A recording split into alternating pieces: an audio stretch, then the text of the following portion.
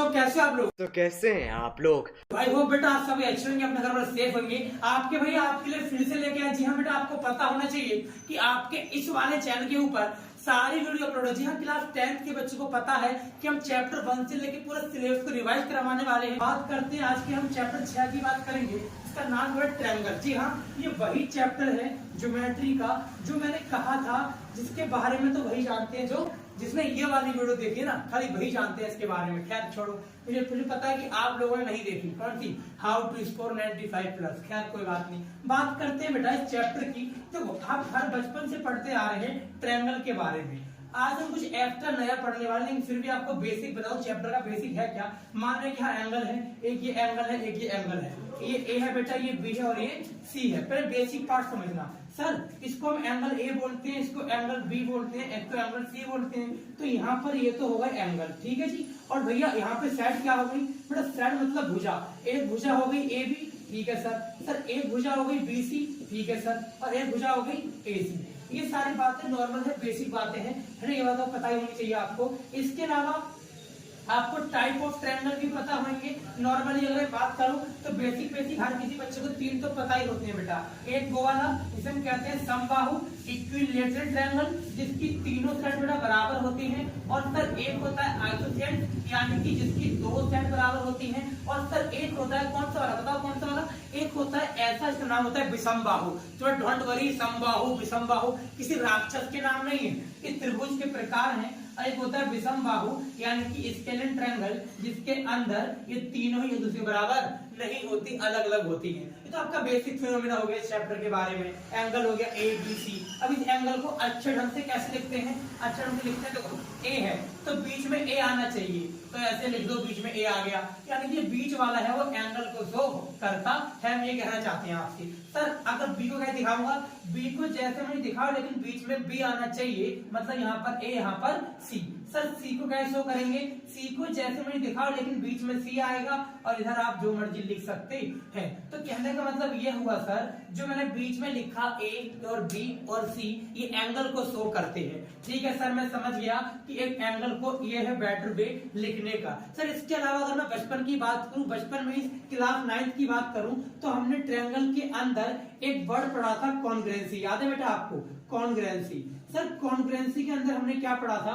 Sir congruency को हिंदी में कहते थे सर्वाक समता। क्या बोलते थे? सर्वाक समता। आज हमारे पास वही वर्ड घूमकर आएगा, लेकिन इसका एक भाई आ गया इसके साथ, इसका नाम रखा गया बेटा सिमिलरिटी। क्या रखा गया बेटा? इसका नाम रखा गया सिमिलर। क्या रखा गया बेटा? सिमिलर, यानी इसे कहा गया हमारे चैप्टर के अंदर समरूप कहा गया। क्या बोला गया बेटा? समरूप कहा गया। अब सर डिफरेंस क्या है सिमिलर में और कॉन्ग्रुएंट में? ये ट्रायंगल है, ये ट्रायंगल है बेटा, ये PQR मान लो, और ये बेटा आप मान लो ABC। ठीक है। कॉन्ग्रुएंसी में क्या होता है बेटा जी? सर्वाक्षम में क्या होता है? ये दोनों ट्रायंगल हुबहू एक जैसे दिखते हैं, मतलब सेम टू सेम एक जैसे दिखते हैं, जिस वजह से इस वाले की साइड इसके बराबर होती है, इस वाले की साइड इसके बराबर होती है, इस वाले की साइड इसके बराबर होती है। तो यहाँ पे इसे सर्वाक्षम माना जाता है। यानी सर हमने याद आया सर, हमने ना कुछ नियम भी पढ़े थे, कुछ रूल्स भी पढ़े थे सर्वाक्षमता के, कुछ वो भी है कि हाँ सर बात कर लेते हैं उनकी भी। हमने बेटा 4 तरह के रूल पढ़े थे, आपको याद होना चाहिए। एक हमने पढ़ा था बेटा जी, इसका नाम था साइड एंगल साइड। एक हमने पढ़ा था बेटा जी, इसका नाम था साइड साइड साइड। एक हमने पढ़ा बेटा जी एंगल साइड एंगल। और एक हमने पढ़ा था बेटा, इसका नाम क्या था? इसका नाम था RHS। बच्चों को सारे पता होते हैं, लेकिन मेरा बच्चा RHS वाला भूल जाता है।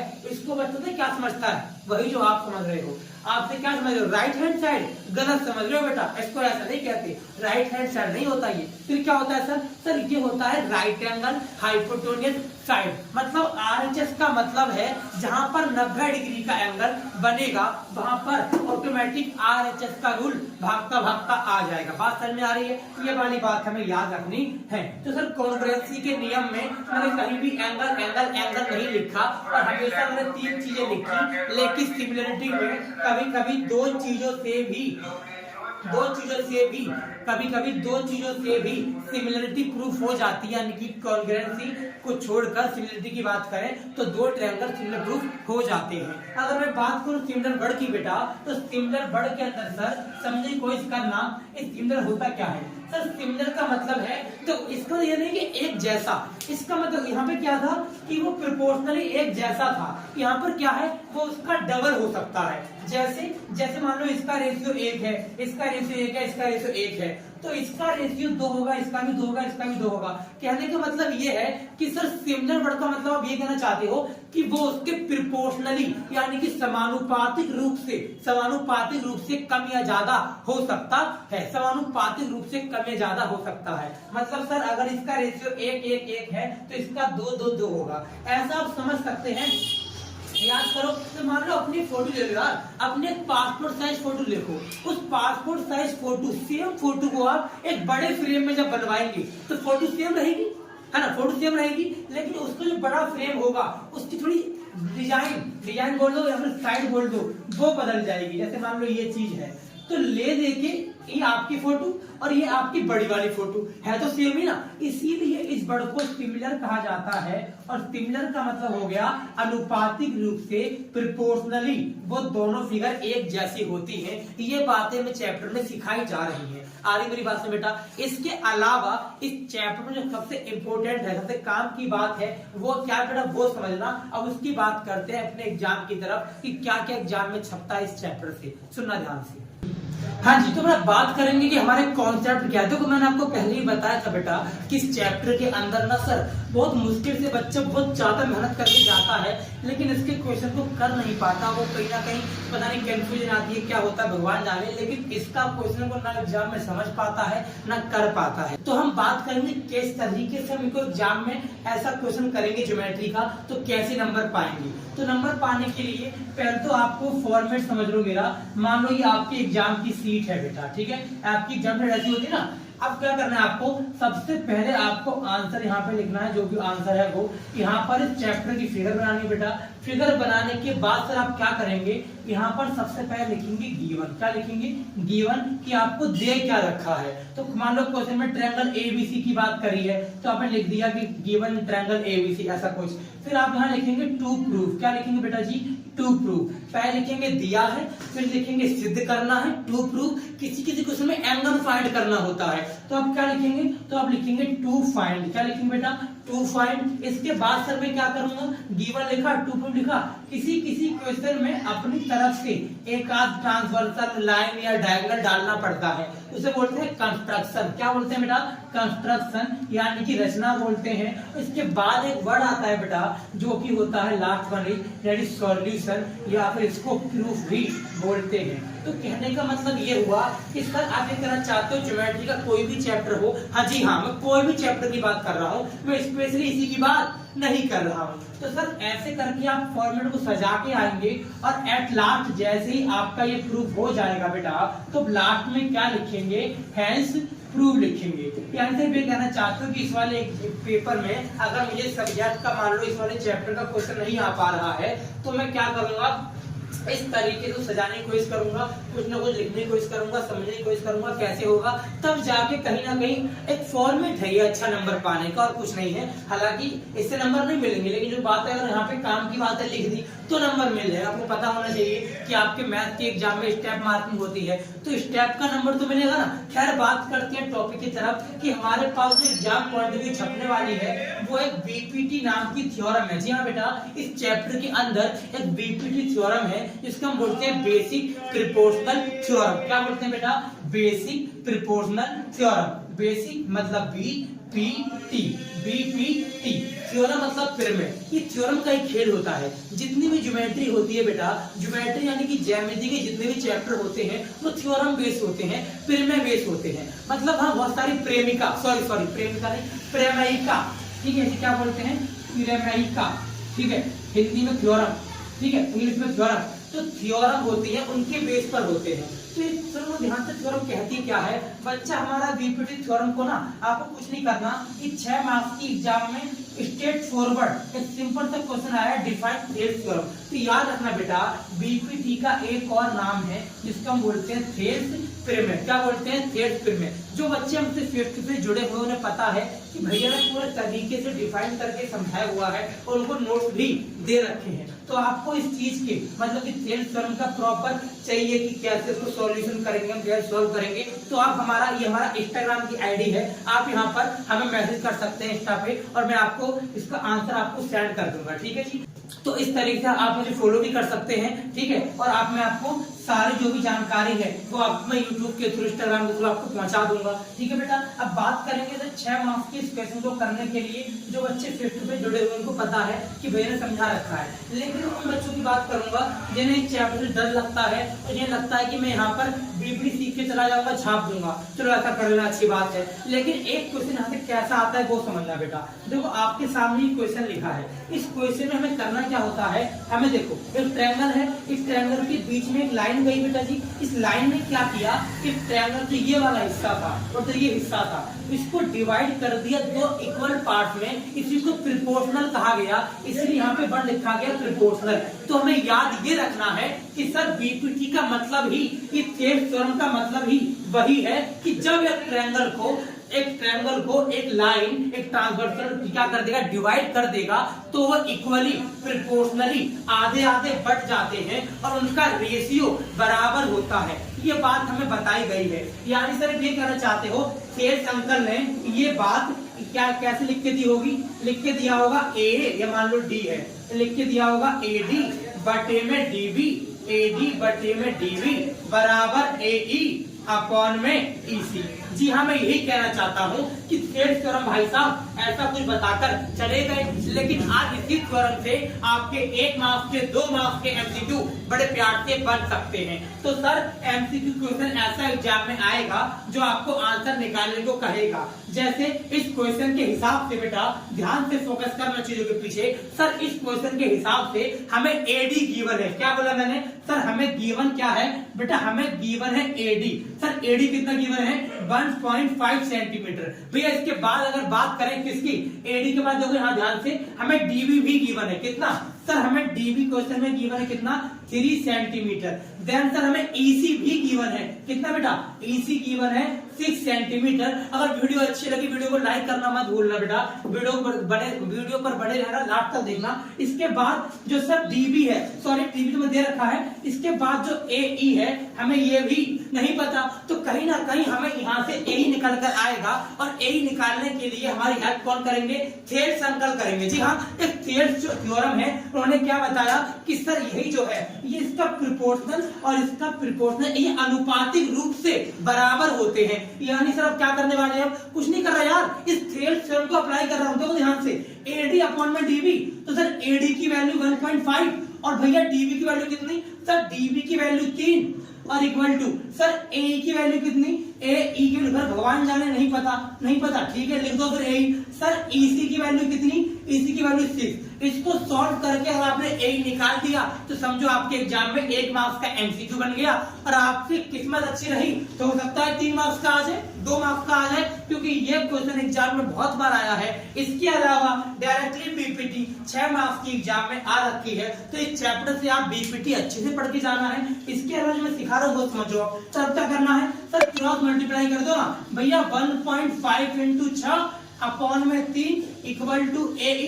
सर हम क्या करो, अरे खत्म, इसको उड़ाओ नीचे 0, 15 एकम 15, 15 दूनी 30 और 2 को काट दो 6 से 3, यानी सर ए ई की वैल्यू कितनी आ गई, 3 सेंटीमीटर आ गई। सर ये तो मैं तो बिना करे पता लगा लेता, कैसे समझाऊं। देखो हमने थ्योरम लगा के आंसर निकाला, हमारा 3 सेंटीमीटर आंसर आया, लेकिन अगर आप चुटकियों में इसका आंसर करना चाहते हैं, चुटकियों का मतलब हो गया एमसीक्यू में टिक लगाना चाहते हैं, देखो टिक कैसे लगाएंगे, क्योंकि तरीका किसी को बताता नहीं हूं मैं, ये तरीका बताने का मतलब बच्चा गलत कर देता है। लेकिन हाँ, जो बच्चा माइंडली काफी ज्यादा शार्प है, इसका माइंड तो चीजों को समझ लेता है, अगर मैं उसकी बात करूं ना बेटा तो बहुत ही इजी है इसको करना। देखो ध्यान से, यहाँ पर क्या लिखा है 1.5 और नीचे क्या लिखा है 3, यानी भैया देखो 1.5 जो है वो 3 का आधा है। हाँ भैया 3 का आधा 1.5 हो गया, यानी आधा है। इसी प्रकार मेरे बेटा जो आपको ये नहीं पता है, जो पता है उसको फोकस करो। सर ये 6 पता है,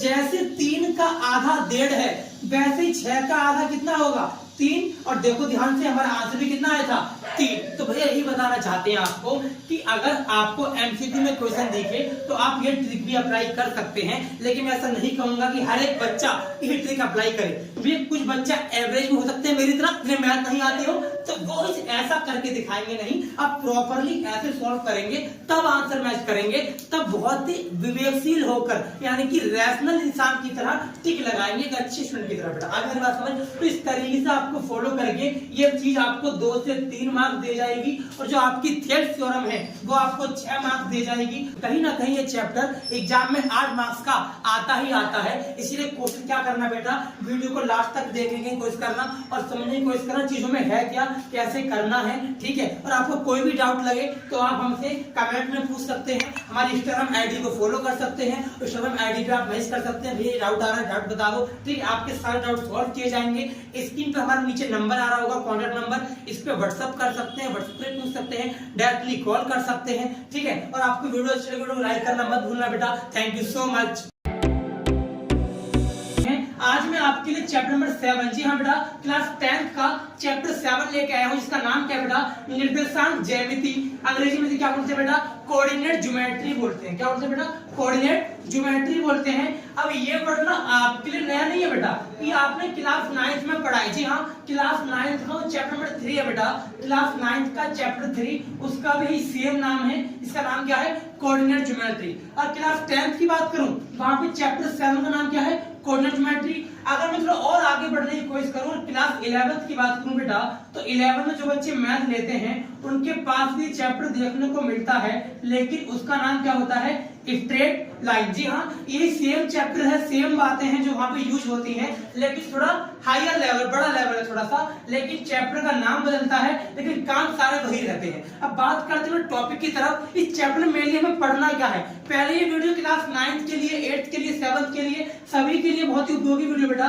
देखो सुनना ध्यान से, करना क्या है सर, यहाँ पर हम ग्राफ के बारे में सीखते हैं। जो ग्राफ आपने रियल लाइफ में देखा होगा, ऐसा आता है ना ग्रीन कलर का जो आता है, इस ग्राफ की बात कर रहा हूँ बेटा, देखो ध्यान से। और हाँ यार, एक छोटी सी बात आप लोगों से, यार देख लो केवल 10 बच्चे हैं यार, करवा दो, 490 हो गए ना, 10 और करवा दो यार। हाँ, 500 सब्सक्राइबर होते ही आपके लिए फिर से हो सकता है कि क्लास 9th के लिए लाऊं मैं अनाउंसमेंट, या फिर 8th के लिए लाऊं, या फिर 11th या 12th के लिए लाऊं। जी हाँ, जैसे ही मेरे YouTube के सब्सक्राइबर बेटा 500 हो जाएंगे, केवल 8 या 9 बचे आपके सामने, और जैसे ही 500 प्लस हो गए, आपके लिए फिर से एक बिग अनाउंसमेंट की वीडियो लेके आने वाला हूं मैं, जिसमें आपको मैं फिर से कुछ सिलेबस के रिगार्डिंग ही कुछ बहुत बेहतरीन बताने वाला हूं, जो आपको पता होना चाहिए। क्लास 9th का भी और 11th की भी डेट शीट अभी जस्ट बताई गई थी, जो मैंने वीडियो वाली अपलोड कर रखी है। तो बात करें बेटा ग्राफ के बारे में, यहाँ पे मेनली क्या सीखना है, हमें सीखना है एक्सिस के बारे में। क्या है बेटा, एक्सिस के बारे में, इसे हिंदी में कहते हैं अक्ष। क्या बोलते हैं बेटा जी, अक्ष कहते हैं। सुनना ध्यान से,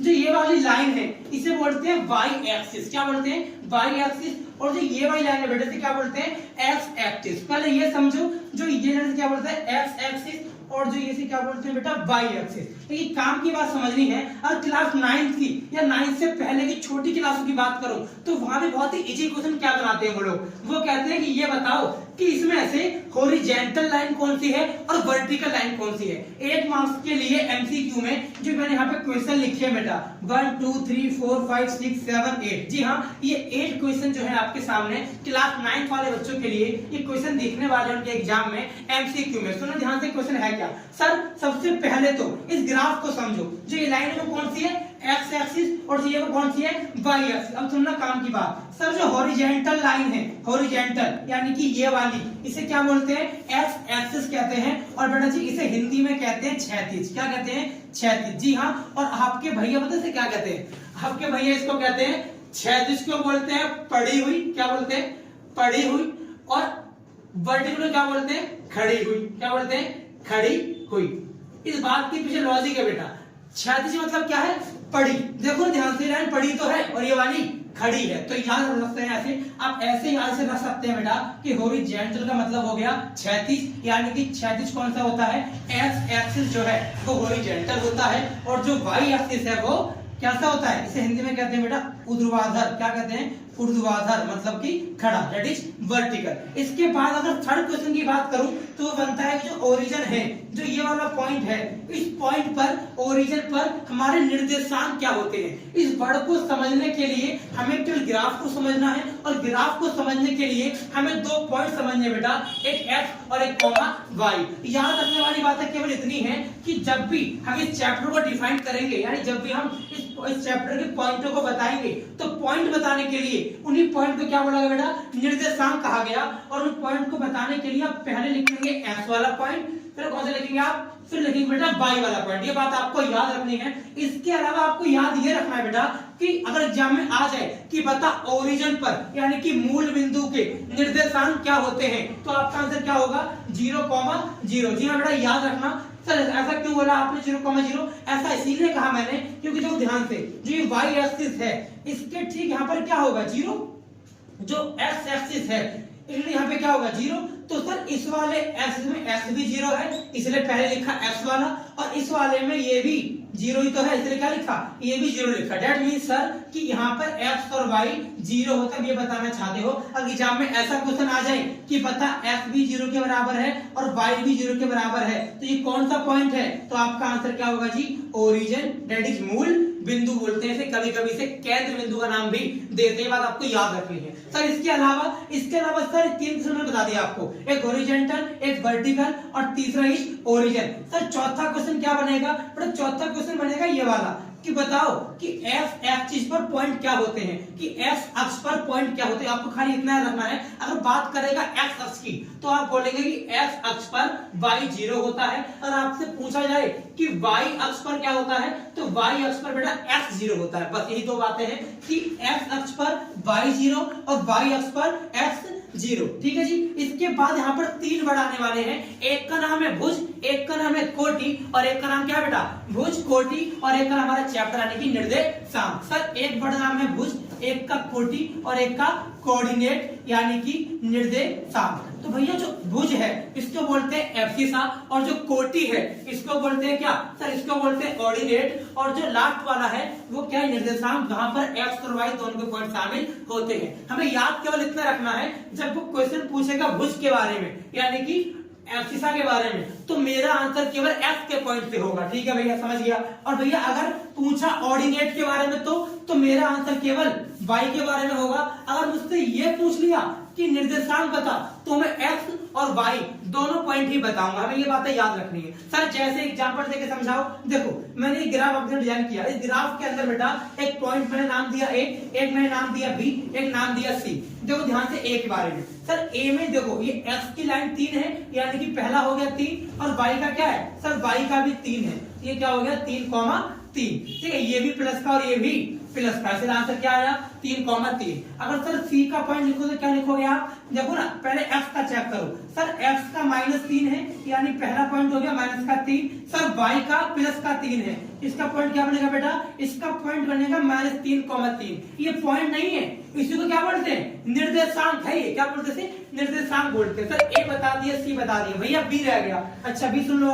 सर एक्स वाला देखो, एक्स में बी क्या है -3, और भैया वाई क्या है, वाई भी देखो वाई क्या है 2, लेकिन ये भी माइनस का है, तो सर ये बी का कोऑर्डिनेट हो गया। तो बस समझ आ रही है, तो भैया ए भी ये कोऑर्डिनेट है, ये सी का कोऑर्डिनेट और ये बी का कोऑर्डिनेट। लेकिन मुझसे अगर पेपर ने ये पूछ लिया कि बता ए का भुज क्या है, ए का भुज, तो मुझे पीछे वाले यानी कि वाई से मतलब नहीं है, इससे मतलब नहीं, आंसर क्या होगा, ओनली 3 होगा। अगर मुझसे ये पूछा कि बता बी की कोटि क्या है, बी की कोटि, तो मुझसे एक्स वाले से मतलब नहीं है, तो आंसर क्या होगा -2, क्योंकि ये वाई है, वाई वाला कोटि होता है यानी कि ऑर्डिनेट होता है। अब मुझसे ये पूछ लिया कि पता सी का कोऑर्डिनेट क्या है, निर्देशांक क्या है, तो मेरा आंसर दोनों होगा, दैट इज -3,3। याद रखना पहले वाला एक्स, दूसरे वाला वाई, इस तरीके से कहानी चलती है। और यहाँ पर आपके पॉइंट सामने लिखे हुए हैं, और मैंने क्या लिखा, एब्सिसा मतलब एक्स का पॉइंट, कोऑर्डिनेट मतलब वाई का पॉइंट। इससे बच्चे इजीली समझ जाते हैं मैंने क्या बात है आपको बताई। इसके बाद सर एक क्वेश्चन और खतरनाक सा है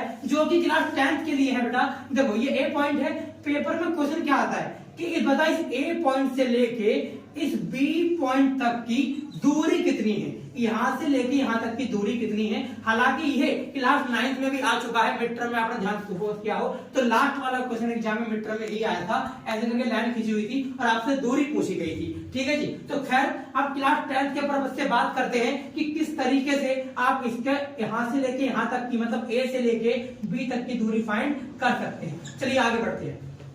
हाँ तो आगे बढ़ते क्लास 10th की तरफ। जी हाँ, क्लास 10th वाले बच्चों के लिए हमने 3 कॉन्सेप्ट में डिवाइड किया बेटा, सुनेंगे ध्यान से। 3 कॉन्सेप्ट वो है क्या सर? कॉन्सेप्ट नंबर 1 हमें क्या पढ़ना है यहाँ पर, इसका नाम रखा गया डिस्टेंस फॉर्मूला।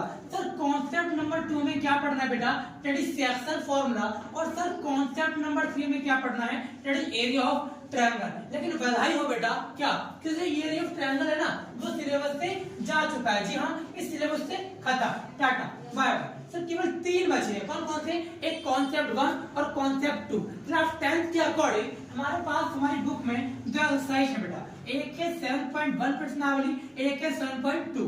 सर 7.1 अप्लाई होगा उसमें मेरा कॉन्सेप्ट नंबर 1 और सर 7.2 अप्लाई हो क्या मेरा कॉन्सेप्ट नंबर 2। जी हाँ, एक 7.3 भी हुआ करती थी जो कि अब सिलेबस से जा चुकी है और इसमें मेरा अप्लाई क्या हो रहा था बेटा, इसमें मेरा कॉन्सेप्ट नंबर 3 अप्लाई हो रहा था जो सिलेबस से जा चुका है। सर हमें कॉन्सेप्ट नंबर 1 और 2 पे अच्छे से फोकस करना है। ये वही चैप्टर है जो मैंने आपको कहा था कि बहुत ही इजी है, याद है मैंने इसे इजी कैटेगरी में रखा था। ये तो उन्हीं बच्चों को पता होगा इजी कैटेगरी का मतलब जिन्होंने मेरी ये वाली वीडियो देखी। कोई बात नहीं बेटा, सुनेंगे ध्यान से। तो सर 7.1 के अंदर 1 से लेके 10 क्वेश्चन है और जो एग्जाम में छपेंगे वो क्वेश्चन नंबर 5 से लेके 10 तक कोई ना कोई आएगा ही आएगा। सर 7.2 में क्वेश्चन नंबर 1 से लेके 10 तक यहाँ भी है जो कि एग्जाम में क्वेश्चन नंबर 3, 5, 7, 9 और 10 ये 5 क्वेश्चन अक्सर देखने को मिल जाते हैं। ये वाले 5 क्वेश्चन यहाँ से, 5 क्वेश्चन यहाँ से। इसके बाद यहाँ पे जो कॉन्सेप्ट नंबर 2 है बात करेंगे। पहले बात करते हैं कॉन्सेप्ट नंबर 1 की बेटा, इसका नाम क्या है सुनेंगे ध्यान से, डिस्टेंस फॉर्मूला। मैंने आप ही की बुक का 7.1 का 2024 नई बुक है उसके अकॉर्डिंग क्वेश्चन नंबर 1 का सेकंड पार्ट लिया है, सुनना ध्यान से। आज हमें ए से लेके बी तक की दूरी फाइंड करनी है, डिस्टेंस फाइंड करना है। और डिस्टेंस फाइंड करने के लिए क्वेश्चन ने मुझे बताया कि ए का कोऑर्डिनेट -5,7 है और जो बी का कोऑर्डिनेट है बेटा वो -1,3 है। इन दो कोऑर्डिनेट के अकॉर्डिंग क्वेश्चन ने मुझे कहा कि find the distance between A and B, A से लेके बी तक की दूरी ज्ञात करें। तो मैंने क्या करा सर, यहाँ पे हमारे क्या लगता है, दूरी सूत्र। जी हाँ, डिस्टेंस फॉर्मूला लगता है बेटा। और फॉर्मूला होता है क्या, सुनना ध्यान से। तो मैंने लिखा फॉर्मूला AB = F2 - F1 का whole square plus Y2 - Y1 का होल स्क्वायर। सर ये F1 Y1 F2 Y2 ये सब क्या है बता रहा हूं, रुको ना। देखो जो पहला पॉइंट है ए नाम का, जिसके अंदर लिखा है पहला वर्ड क्या लिखा है -5, यही F1 है। जो सेकंड डिजिट है बेटा वो Y1 है और जो बी पॉइंट है बेटा इसका जो फर्स्ट है वो F2 है और अगला Y2 है। यानी जो पहले पॉइंट है वो F1 Y1 और दूसरा है वो F2 Y2। बिल्कुल सही समझा बेटा आपने। अब मैंने F1 Y1 और F2 Y2 की हेल्प से मैं आपको आपकी बुक का 7.1 का क्वेश्चन नंबर 1 का सेकंड पार्ट सॉल्व करने जा रहा हूं, सुनना ध्यान से। सर ये क्या है तो बता दो। अरे ये कुछ भी नहीं है बेटा, ये मैंने क्या करा है, इसी को पहले ना ऐसे लिखा करते थे, मतलब इस रूट की जगह पावर 1/2 लगाया करते थे। और जो बच्चे हमसे फेस टू फेस ज्वाइन होकर पढ़ते हैं उन्हें पता है कि भैया एक बेसिक मैथमेटिक्स का कोर्स कराते हैं। जब आपके एग्जाम खत्म होते हैं ना 29 मार्च को, मान लो एग्जाम खत्म हो गए आपके, 29 मार्च के जस्ट बाद हमारा एक बेसिक मैथमेटिक्स का कोर्स चलता है। उस कोर्स के अकॉर्डिंग 2 से 3 महीने के अंदर जब आपका रिजल्ट आएगा उससे पहले चीजों को कवर करा देते हैं। तो वही कॉन्सेप्ट है बेटा। वहां से क्या निकल कर आया, वहां से निकल कर आया अगर कहीं भी रूट लिखा हो तो हम रूट को उस नंबर की पावर 1/2 भी लिख सकते हैं। ये बेसिक फिनोमेना हमारी फेस टू फेस क्लास चलती है जो आजादपुर में, मुकंदपुर में, आदर्श नगर में, ये वहां पर चीजें हम डीपली बताते हैं। खैर बात करते हैं, बस में आ गई ना। यहाँ सर रूट की जगह हम नहीं करना चाह रहे हो आप कि पावर 1/2 भी लगा सकते हैं। ठीक है, ये आगे बात करते हैं। सर F2 - F1 का होल स्क्वायर। भैया F2 क्या है, यहाँ पर F2 माइनस का 1 है, यहाँ पे क्या लिखा मैंने -1। भैया F1 क्या है, -5 है। बड़ी सावधानी से काम करना है क्योंकि सर यहाँ फॉर्मूला भी माइनस है और यहाँ भी माइनस है, इसका मतलब ये अल्टीमेटली प्लस ही होंगे। लेकिन फिर भी मैं आपको ऐसे लिख के दिखा रहा हूँ, सुनना ध्यान से। सर Y2 क्या है, सर Y2 है 3 और Y1 क्या है बेटा, Y1 है 7। अब सुनना ध्यान से। सर आपने बात बचपन में पढ़ी होगी कि किसी भी माइनस के नंबर का स्क्वायर करो तो वो ऑलवेज पॉजिटिव आता है। हाँ जी, ये बात याद रखना, इस बात के तहत ये क्वेश्चन सॉल्व होगा। सर ब्रैकेट में देखो माइनस का 1 और माइनस माइनस प्लस का 5 का होल स्क्वायर और यहाँ पे 3 माइनस 7 कितना आएगा बताओ? वेरी गुड, माइनस का 4 का होल स्क्वायर। सर हम क्या करें? खत्म क्वेश्चन बेटा। माइनस का 1 और प्लस का 5 क्या आएगा बताओ? वेरी गुड, माइनस का नहीं प्लस का 4 आएगा और यहाँ पर माइनस का 4 आएगा। सर अगर मैं प्लस के 4 का होल स्क्वायर करूं या माइनस के 4 का होल स्क्वायर करूं, दोनों के आंसर सेम आते हैं। कितने आते हैं? इसका भी 16 और इसका भी 16 और दोनों को सॉल्व करें कितना आ गया? √32। यानी सर आप कह सकते हैं कि कहीं ना कहीं जो ए से लेके बी तक की दूरी है वो कितनी है? √32 है। एग्जाम में 3 मार्क्स का क्वेश्चन ऐसा आ जाता है, लेकिन एक सेकंड, लेकिन काम की बात समझना। सर अगर कहीं तक छोड़ के आ गए तो आपको पूरे 3 नंबर नहीं मिलेंगे। सर हम क्या दिक्कत है इसमें? दिक्कत तो यही है ना, अगर रूट के अंदर 32 से कोई भी नंबर है तो आपका काम क्या होगा? उस 32 के फैक्टर निकालना। सिखा देता हूँ बच्चों की तरह कैसे निकालते हैं। सर एलसीएम लेंगे, एलसीएम लेने के बाद आपके कुछ इस प्रकार से फैक्टर निकल जाएंगे। जैसे फैक्टर निकलेंगे यहाँ पे आपको दो के जोड़े बनाने हैं। जी हाँ, देखो एक ये जोड़ा बना, एक ये जोड़ा बना। तो सर ऐसे कहना चाहते हो कि एक यहाँ से 2 आया, एक यहाँ से 2 आया, तो 2 दूनी 4 हो गया और एक बेचारा 2 बिल्कुल अकेला रह गया मेरी तरह, यानी कि वो ऐसे करके रूट में कहा जाएगा 4√2 आ जाएगा। सर समझ गया, मतलब आप ये कहना चाहते हो कि √32 को हम 4√2 भी लिख सकते हैं। जी हाँ, मैं यही कहना चाहता हूँ, लेकिन एग्जाम के पर्पज से बेटा ये गलत हो जाएगा, इसे सही माना जाएगा। हालांकि सही दोनों है, लेकिन इतना करने पर आपको 2.5 नंबर मिलेंगे या फिर 2 नंबर मिलेंगे, डिपेंड करता है टीचर पर। तो याद रखना, √32 के बाद अगर चीजें सॉल्व हो रही है तो आपकी रिस्पॉन्सिबिलिटी बनती है कि आपको सॉल्व करना पड़ेगा। समझ में आ गई? अब बात करते हैं बेटा, हाँ अगर 7.1 के अंदर सुनो ध्यान से, एक कॉन्सेप्ट आता है कॉलिनियर का। किसका बेटा? कॉलिनियर का। तो समझो क्या होता है। सर देखो एक ये लाइन है और हमसे कहा गया 3 पॉइंट देखे कि बताओ क्या ये तीनों पॉइंट कॉलिनियर है। तो इसमें क्या करना है? ये ए है, बीच में मान लो बी है, यहाँ मान लो सी है। आपको तीनों पॉइंट दे रखे हैं। जस्ट एक बात याद रखना, अगर ये तीनों पॉइंट कॉलिनियर होंगे मतलब संरेखी, क्या बोलते हैं हिंदी में बेटा? इसे हिंदी में कहते हैं संरेखी। अगर ये संरेखी होंगे बेटा तो ए से लेके बी तक की दूरी, जी हाँ ए से लेके बी तक की दूरी, बी से लेके सी तक की दूरी, बी से लेके सी तक की दूरी, इन दोनों दूरियों का, इन दोनों डिस्टेंस का जो सम होगा बेटा वो ए से लेके सी तक की दूरी से मैच करेगा। अगर ऐसा मैच करता है दैट मींस आप क्या बोलेंगे? यस, ये पॉइंट है, ये कोऑर्डिनेट है, ये कॉलिनियर है, यानी कि एक ही लाइन पर आते हैं, संरेखी बनाते हैं या फिर कॉलिनियर है। एक और कॉन्सेप्ट है बेटा 7.1 में, एक तो वाला, एक होता है समान दूरी वाला। कौन सा वाला? समान दूरी, इक्वी डिस्टेंस। उसका मतलब क्या होता है? सपोज मैं यहाँ खड़ा हूँ, अब मेरे से लेके उस कोने वाली दीवार और वो कोने वाली दीवार, मैं एक पॉइंट हूँ, इस पॉइंट से लेके ये वाली दूरी और ये वाली दूरी दोनों की दोनों इक्वल है, दोनों की दोनों सेम है। इसी को इंग्लिश में कहते हैं इक्वी डिस्टेंस। क्या बोलते हैं बेटा? Equi distance, UEQUI distance, that means समान दूरी। इसे कैसे करना है? बहुत सिंपल है। अगर क्वेश्चन ने आपके सामने वर्ड कर दिया समान दूरी, तो जो यहाँ का पॉइंट होगा, यहाँ भी एक पॉइंट होगा, यहाँ भी एक पॉइंट होगा। आपका काम क्या है कि सर मान लो ये P है, Q और ये R है, आपका काम ये कि P से लेके Q तक की दूरी निकालो। P की निकाली, इसके बाद इसके बाद क्या निकालो बेटा? इसके बाद P और R की निकालो। मतलब P और Q की दूरी निकाली और P और R की दूरी निकाली और PQ और PR अगर बराबर आ गए तब आप कह सकते हैं यस वो दोनों समान दूरी बनाते हैं। तो ये सारा कॉन्सेप्ट आपका 7.1 का था। अब बात करेंगे बेटा 7.2 की, कॉन्सेप्ट नंबर 2 की। इसका नाम क्या है? Section formula. चलिए बात करते हैं। हाँ जी, तो बात करेंगे बेटा कॉन्सेप्ट नंबर 2 की बात करेंगे। अब सर कॉन्सेप्ट नंबर 2 का नाम क्या था? Section formula. जी हाँ बेटा, हिंदी में क्या बोलते हैं? विभाजन सूत्र। भैया इसमें क्या होता है? सर इसमें भी आपको 2 कोऑर्डिनेट, जी हाँ 2 कोऑर्डिनेट दिए होते हैं, लेकिन क्वेश्चन आपसे ये चाहता है कि सर इस लाइन को, इस ए और बी लाइन को आज मैं क्या करूंगा, डिवाइड कर दूंगा। जी हाँ, विभाजन का मतलब क्या होता है, सेक्टराइज करना, डिवाइड करना। ये नाम क्या रखा गया, सेक्शन, यानी कि उसको सेक्शन में पार्टीशन कर रहे हैं, उसको बांट रहे हैं। तो फॉर्मूले ने क्या कहा, क्वेश्चन ने क्या कहा, क्वेश्चन ने कहा कि आज मैं ए और बी लाइन को डिवाइड करूंगा और किस रेशियो में डिवाइड करूंगा, वो रेशियो भी आपको बताऊंगा। जैसे उसने कहा आपका 7.2 का जो क्वेश्चन नंबर 1 का क्वेश्चन नंबर 1 है, आपका 7.2 का जो क्वेश्चन नंबर 1 है वो आपको मैं बताता हूँ कैसे करना है। सर ए और बी एक पॉइंट हो गए, आपको ए भी गिवन है और बी का पॉइंट भी गिवन है। क्वेश्चन ने कहा कि ये ना एक बीच में कहीं भी कटा होगा, मतलब उसको डिवाइड करता है कोई एक पॉइंट जिसका आपको नाम नहीं दिया गया, मैंने उसे सी मान लिया। फिर क्वेश्चन ने कहा कि उस लाइन को, जो एक पॉइंट है बीच में, उस ए बी वाली लाइन को ये पॉइंट 2:3 में, जी हाँ 2:3 में डिवाइड करता है। हमारा चैप्टर सिखाता है, इस चैप्टर के अंदर रेशियो है, उसको मान लो m/n। क्या मान लो, m/n।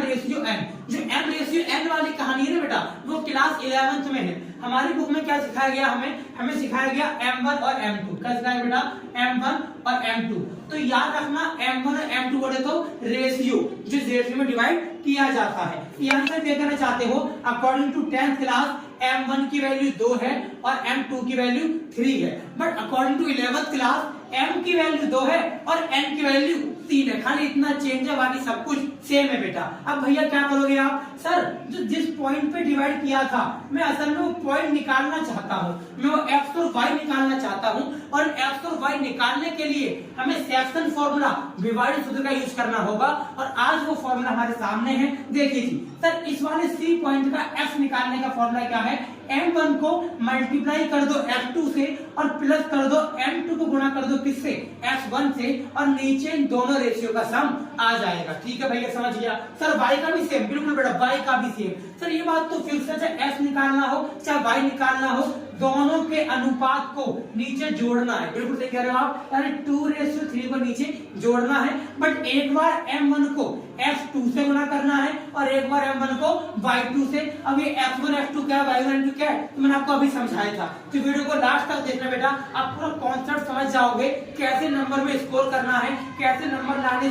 चैप्टर बहुत इजी है बेटा, सुनना ध्यान से। सर f निकालने के लिए क्या करोगे, m1, तो m1 कितना है, m1 2 है, इसे गुणा कर दो f2 से। भैया f2 बोले तो देखो ना, ये f1 y1 है और ये f2 y2 है, मतलब सर f2 क्या हो गया, 4 हो गया, लिख दो यहाँ पे 4 प्लस का सिंबल। सर m2 कितना है, सर m2 यहाँ पर 3 है, कितना है जी 3। और सर f1 कितना है, भैया f1 मतलब पहले वाला, जी हाँ पहले वाला, यानी कितना है -1। भैया अपॉन में दोनों रेशियो को सम कर दो। सर ये f का निकलेगा इसको, उससे y का, हाँ सर y का भी बताओ साथ साथ, देखो y का देख लो। सर m1 मतलब क्या, सर m1 तो फिक्स रहेगा 2, लेकिन y1 y2 चेंज होगा। भैया y1 कहाँ है, y1 ये रहा ना 7, और भैया m2 3 रहेगा, और y1 क्या है, सर y1 देखो ये वाला y1 बोले तो f1 y1, तो ये y1 है, कितना है ये, सर ये है हमारा 7। तो सर यहाँ पे थोड़ी गलती लग रही है आपको, बताओ गलती क्या है, कमेंट करके बताना गलती क्या है। जो गलती मैंने क्या कर दी, सर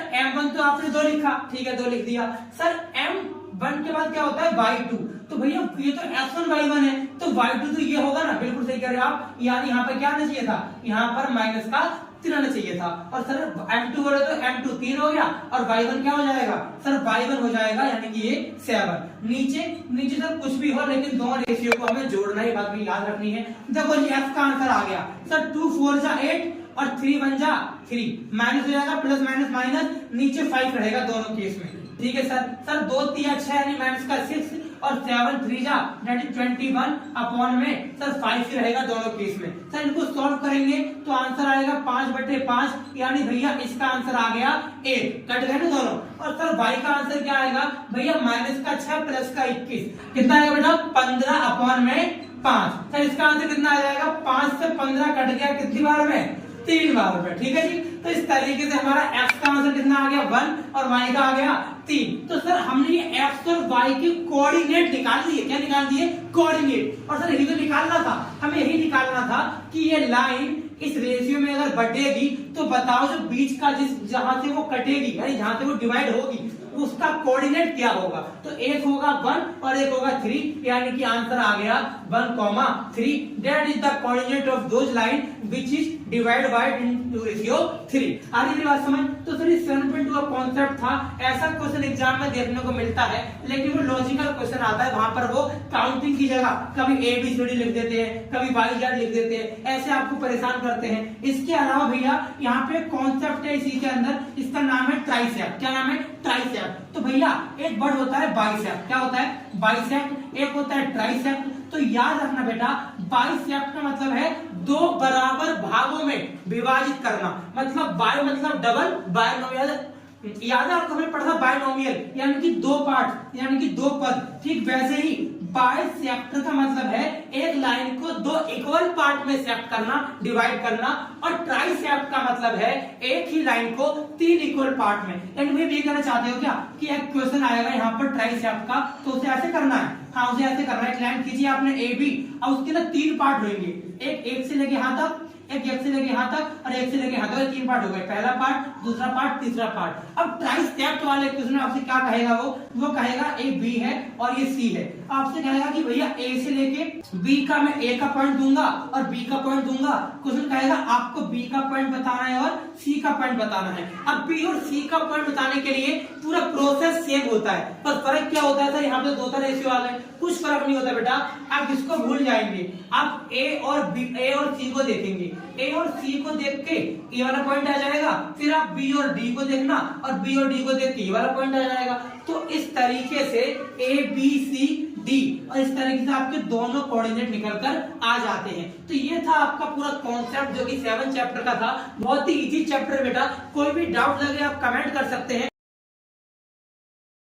आज हम बात करेंगे प्रॉपर किसकी, चैप्टर 8 की, नाम क्या बेटा, त्रिकोणमिति एक परिचय, that is intro to trigo. यानी आज सर हम ट्रिग्नोमेट्री की बात करते हैं, और सर ट्रिग्नोमेट्री की बात करने के लिए हमें बहुत सारी बातें करनी पड़ेगी। या तो हम बात करेंगे पाकिस्तान की या बात करेंगे पापा की, यानी कि बहुत सारे फॉर्मूले हैं, तरीके हैं। बात करेंगे पंडित जी की, जैसे यहाँ बहुत सारे फॉर्मूले हैं, तरीके हैं याद कराने के बहुत सारे। जैसे ये मैंने आपको क्या लिखा है, देखो P/H, B/H, P/B। तो यहाँ से ना ये तरीका है याद करने का। क्या है, सुना ध्यान से, पाकिस्तान भूखा प्यासा, हिंदुस्तान हरा भरा। तो ऐसा बोल दो, या फिर ऐसा बोल दो, पापा बियर पियोगे? हाँ बेटा, तो ऐसा बोल दो। या फिर क्या बोलोगे, या फिर बोल दो पंडित भद्री प्रसाद हरे हरे बोले, सोना चांदी तोले। इस तरीके से बहुत सारे फॉर्मूले आपके सामने ड्राइव हो जाते हैं। याद ये रखना है कि P का मतलब पापा नहीं है, P का मतलब पाकिस्तान नहीं है, और B का मतलब भद्री प्रसाद जो भी हम वो नहीं है। सर यहाँ पे P का मतलब परपेंडिकुलर से है, किससे है जी, परपेंडिकुलर से है। और सर यहाँ पर जो B का मतलब है वो बेटा जी बेस से है, किससे है, बेस से। और जो यहाँ पे एक वर्ड और दिख रहा है H, इसका मतलब बेटा हाइपोटेन्यूज से है, किससे है, यानी कि सर अभी कहना चाहते हो जो हमने बचपन में राइट एंगल ट्रायंगल पढ़ा था, इस राइट एंगल ट्रायंगल के अंदर जो सबसे लॉन्ग साइड थी, इस लॉन्ग साइड को हमने H नाम दिया था। हाँ, मैं यही कहना चाहता हूँ। और जो ये था वो भैया जी बेस था। हाँ जी, ये बेस था। और जो ये था जिसपे 90 डिग्री का एंगल बनता है, सर ये परपेंडिकुलर था। जी हाँ, ये परपेंडिकुलर था। यानी सर इस तरीके से आप कहना चाह रहे हो H, P और B, यहाँ से ही कहीं ना कहीं ट्रिग्नोमेट्री के फॉर्मूले ड्राइव हुए हैं। ट्रिग्नोमेट्री वर्ड का मतलब ही इन 6 वर्ड से है। अब एग्जाम में आपसे पूछ ले कि बताओ ट्रिग्नोमेट्री के कितने रेशियो होते हैं, कितने रेशियो होते हैं, तो आपका आंसर होगा जी सर 6 रेशियो होते हैं। कितने होते हैं बेटा, 6। कौन कौन से, सर एक होता है साइन, सर एक होता है कॉस, सर एक होता है टेन, ठीक है जी, सर एक होता है कोसेक, सर एक होता है सेक और एक होता है कोसेक। यानी भैया आप ये कहना चाहते हो कि अगर हमसे ये पूछा कि ट्रिग्नोमेट्री कितने रेशियो हैं, तो मैं कहूंगा कि सर ये 6 रेशियो हैं। फर्स्ट का नाम है साइन, दूसरे का कॉस, तीसरे का टेन, चौथे का कोसेक, फिर सेक और फिर कोसेक। इस तरीके से हमारे पास ये है। सर कोसेक की क्या आएगा, कोसेक की जगह कॉट आएगा, ठीक है। इस तरीके से 6 आपके सामने रेशियो है। एक एक करके सारे फॉर्मूलों के बारे में जानना है बेटा हमें, कि जब सुना ध्यान से, कुछ नहीं करा मैंने, यहाँ पे रूल लिखा हुआ आपके सामने। क्या लिखा, पंडित भद्री प्रसाद हरे हरे बोले, सोना चांदी तोले। डेट मीन्स सर यहाँ पे सोना मतलब साइन है और चांदी मतलब कॉस है और तोले मतलब 10 है। सर पापा बी या पी हो गए से पी मतलब पापा मतलब हो जाएगा परपेंडिकुलर, बी मतलब बेस और पी मतलब बी परपेंडिकुलर, एच मतलब hypotenuse that is Hare Hare बोले या फिर हरा भरा। और सर देखो पी का मतलब यहाँ पे क्या बनेगा सर, साइन का फॉर्मूला बन जाएगा पी अपॉन एच। क्या बन जाएगा बेटा जी, P upon H. Sir cos का क्या बनेगा, बी अपॉन एच। क्या बनेगा बेटा जी, B upon H. Sir tan का क्या बनेगा, पी बाई बी। क्या बनेगा, P by B. Sir cosec का क्या बनेगा, याद रखना बेटा कॉसेक का जो कॉसेक है वो ठीक साइन का उल्टा होता है। अच्छा सर मतलब ये अगर ये पी बाई एच है तो ये क्या हो जाएगा, एच बाई पी, यानी एच ऊपर और पी नीचे। सर ये भी इसका उल्टा, बिल्कुल ये भी इसका उल्टा, यानी एच ऊपर और बी नीचे। सर ये भी इसका उल्टा, बिल्कुल ये भी इसका उल्टा, यानी सर ले दे के आप ये कहना चाहते हो इस तरीके से आपने साइन कोसेक कॉस सेक और टेन कॉट ये 6 फॉर्मूले आपने बता दिए। लेकिन हाँ इतनी ही बात से बड़ा याद नहीं करने को कह रहा हूं, कुछ भी याद नहीं करना है आपको, लेकिन बिना याद करे मैंने आपको यहाँ से इसके बिहाफ पे 6 फॉर्मूले बताए। अब 6 में और बताऊंगा, सुनना ध्यान से। सर साइन जो है वो किसका उल्टा है, कोसेक का, यानी कि मैं इसे सकता हूँ 1 अपॉन कोसेक। हाँ सर लिख सकते हो, यानी साइन का एक फॉर्मूला ये भी होता है that is 1 upon cosec. Sir क्या मैं कॉस सेक का उल्टा होता है, हाँ होता है, यानी आप कॉस की जगह कॉस का फॉर्मूला 1 अपॉन सेक थीटा भी लिख सकते हो। सर थीटा क्या है, सर थीटा मीन्स एंगल। याद रखना बेटा जी, जैसे ऐसा वर्ड दिखे तो इसका मतलब एंगल होता है बेटा। क्या होता है जी, एंगल होता है। ठीक है सर याद रखूंगा। सर टेन का मतलब पी अपॉन बी। और सर एक और फॉर्मूला क्या, टेन किसका उल्टा है, कॉट का, तो फॉर्मूला बन जाएगा 1 अपॉन कॉट थीटा। आगे मेरी बात समझ। सर इसी प्रकार से कोसेक का बन जाएगा साइन, और क्या, क्योंकि साइन का उल्टा कोसेक है तो कोसेक का उल्टा क्या हो जाएगा, साइन हो जाएगा। कि कोसेक का फॉर्मूला एक और क्या बन जाएगा, 1 अपॉन साइन थीटा। सर वैसे ही सेक का क्या बनेगा, 1 अपॉन कॉस थीटा, और वैसे ही कॉट का क्या बनेगा, 1 अपॉन टेन थीटा। यानी सर ले देके आपने हमें ये इसी छोटी सी बात से एक तरह से समझ लो 12 फॉर्मूले करा दिए। जी हाँ बेटा 12 फॉर्मूले, साइन का ये, कॉस का ये, टेन का ये, साइन का ये, कॉस का ये, टेन का ये, भैया कहीं ना कहीं एक फॉर्मूले के 2 तो 2 4 6 और 6 ये रहे। यानी कि सर आपने इतनी सी बात से हमें 12 फॉर्मूले करा दिए। लेकिन सर मैं तो हिंदी मीडियम वाला छात्र हूँ, मैं कैसे पता कराऊंगी पी क्या है, एच क्या है, बी क्या है, मुझे पढ़ने नहीं पड़ता। इसीलिए हिंदी वाले बच्चों के लिए भी मेरे पास एक ट्रिक है। वो क्या है, लंबा, एल से लंबा, लंबा आदमी लंबा काम करके आया, लंबा आदमी लंबा काम करके आया, या फिर लाला आम लाया कच्चे कच्चे आम। अभी एल क्या है, ए क्या है, के क्या है, तो सर के मतलब हो गया कर्ण, सर ए मतलब हो गया आधार, और भैया एल मतलब हो गया लंब। लंब बोले तो परपेंडिकुलर, आधार बोले तो बेस, और कर्ण बोले तो हाइपोटेन्यूज। यानी सर इस तरीके से हिंदी मीडियम वाला छात्र भी उसे लंबा आदमी लंबा काम करके आया, या फिर लाला आम लाया कच्चे कच्चे आम, ऐसे भी याद कर सकता है। तो सर आपने इतनी सी बात से हमें 12 फॉर्मूले बता दिए। क्या इस फॉर्मूले में और भी, क्या इस चैप्टर में और भी फॉर्मूले हैं? हाँ सर बिल्कुल है, लेकिन काम की बात समझना। सर काम की बात ये है कि चैप्टर ना कॉन्सेप्चुअल तो है, यहाँ कॉन्सेप्ट तो बहुत सारा है सिखाने के लिए, जो मैं सिखाऊंगा आपको इस वीडियो के अंदर। लेकिन सर जो कॉन्सेप्चुअल के साथ साथ ये चैप्टर प्रैक्टिस बेस्ड भी है। मतलब बिना पेन रगड़े, बिना पेन चलाए अगर चाहे सोच रहे हो कि चैप्टर समझ आ जाएगा, तो ऐसा नहीं होने वाला। आपको हाथों हाथ प्रैक्टिस भी करनी पड़ेगी, सवालों को बनाना भी पड़ेगा, तब जाके आपको समझ में आएगा। तो ये 12 फॉर्मूलों का कॉन्सेप्ट मेरा 8.1 का कॉन्सेप्ट था, जो मैंने आपको समझाने की कोशिश करी बेटा। ठीक है, आई होप आपको समझ आया होगा यहाँ तक। ठीक है, इसके बाद मैं आपको जो बताने जा रहा हूँ बहुत ही काम की चीज है। इसके बाद हम बात करेंगे किसकी, टेबल की बात करेंगे। ठीक है जी, अब मैं आपको बताऊं टेबल में है क्या, सुनो ध्यान से। ये जब जो मैंने बताया ये पूरा का पूरा मैंने कहा इसको ये कॉन्सेप्ट 1 है। क्या है जी, कॉन्सेप्ट 1 है। इसके बाद जो बेटा यहाँ पर कॉन्सेप्ट 2 आता है। क्या आता है, कॉन्सेप्ट 2। वो बेटा यहाँ पे क्या है, वो सर टेबल का है। किसका है, टेबल का। अरे बोलो टेबल नहीं है पहाड़े वाले, इसे कहते हैं ट्रिग्नोमेट्री टेबल। क्या कहते हैं बेटा, ट्रिग्नोमेट्री टेबल। सर इसके अंदर कुछ एंगल होते हैं। हाँ वही वाले, बिल्कुल सही समझा आपने, इसके अंदर कुछ एंगल होते हैं। सर कौन कौन से एंगल होते हैं, एक होता है 0 डिग्री, एक होता है 30, 0, 30, एक होता है 45, एक होता है 60 और एक होता है 90। इस तरीके से हमारे पास हमें इसमें तो फिलहाल पढ़ने ही पढ़ने हैं, बाकी हम इस सेम चैप्टर क्लास 11th के अंदर फिर से देखने को मिलेगा। चैप्टर नंबर 3 के अंदर इसका नाम रखा जाएगा ट्रिग्नोमेट्रिक फंक्शन। क्या बोलेंगे वहां पर? Trigonometric function. यानी यहाँ पे आपको परिचित करवा रहे हैं, खाली इंट्रो दे रहे हैं, वहां पे जाके असली गेम शुरू होगी। फिलहाल तो इंट्रो है, सुनो ध्यान से। तो सर 0, 30, 45, 60 ये है। अब यहाँ पर क्या है? बेस्ट तरीका भैया कि आप जो फर्स्ट वाला है यहाँ पे क्या रहता है जी? यहाँ पे साइन रहता है, इसके बाद यहाँ सर कॉस रहता है, साइन कॉस के बाद सर यहाँ पे टेन रहता है, इसके बाद साइन का उल्टा। डैडी साइन का उल्टा क्या होता है बताओ? वेरी गुड, एक पता है ना साइन उल्टा क्या होता है? कोसेक। यहाँ पर क्या आएगा सर? यहाँ पे कोसेक आएगा भैया। इसके बाद बेटा बताओ क्या होगा? सर मैंने साइन का उल्टा कोसेक लिखा, इसके बाद क्या आएगा? कॉस का उल्टा सेक आ जाएगा और टेन का उल्टा कॉट आ जाएगा।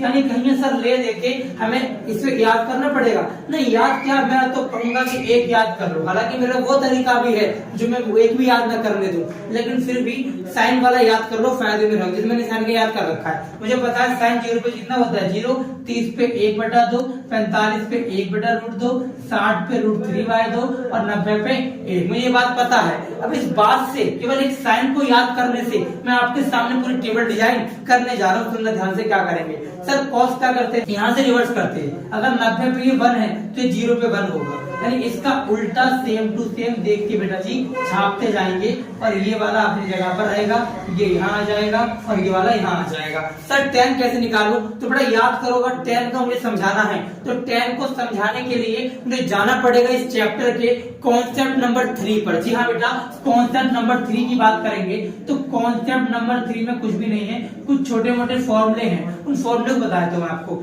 जैसे एक tan थीटा का फॉर्मूला है वहां पर, दैट इज साइन अपॉन में कॉस। क्या है बेटा जी? साइन अपॉन में कॉस। ठीक वैसे ही भैया tan का उल्टा कॉट होता है और कॉट का फॉर्मूला क्या बन जाएगा? इसको भी उल्टा कर दो, मतलब कॉस चला गया ऊपर और साइन आ गया नीचे। कुछ ये फॉर्मूले को मेरे कॉन्सेप्ट 3 के अंदर है। सर इसके अलावा एक और है डैडी, sine square theta plus cos square theta is equal to 1। एक फॉर्मूला सर यहाँ पे ये है। एक फॉर्मूला और है क्या sir? 1 plus sec square theta is equal to 1 minus sec square theta equal to tan square theta. And sir इस तरीके से यहाँ पे बहुत सारे फॉर्मूले हैं जो कि मेरे कॉन्सेप्चुअल 3 की बात करेंगे। फिलहाल मैं कॉन्सेप्ट 2 की बात कर रहा हूँ और कॉन्सेप्ट 2 के अंदर हमको टेबल की जानकारी होनी चाहिए। और टेबल की जानकारी के लिए मैंने आपको ये कहा कि सर आप क्या करेंगे? साइन की वैल्यू को याद कर लेंगे। साइन की वैल्यू याद कर लिया, आपने कॉस की निकाल दी, भैया आप tan सिखा रहे थे। हाँ जी, tan सिखाने में क्या बताया फॉर्मूला मैंने? साइन अपॉन में कॉस।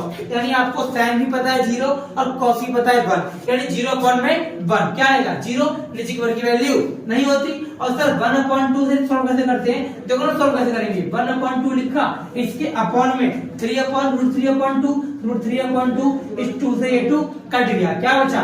1/√3। तो आंसर क्या आ जाएगा? 1/√3। मतलब सर tan 30 पे कितना होता है? 1/√3 होता है। भैया 45 पे कैसे आएगा? देखो यहाँ भी √2, यहाँ भी √2 कट गया, क्या बचा? 1। तो आंसर आ गया 1। सर यहाँ पे 2 से 2 कट गया, क्या आ गया? √3। और याद आंसर 1/0 करो तो बेटा जी 1/0 का आंसर क्या होता है बेटा?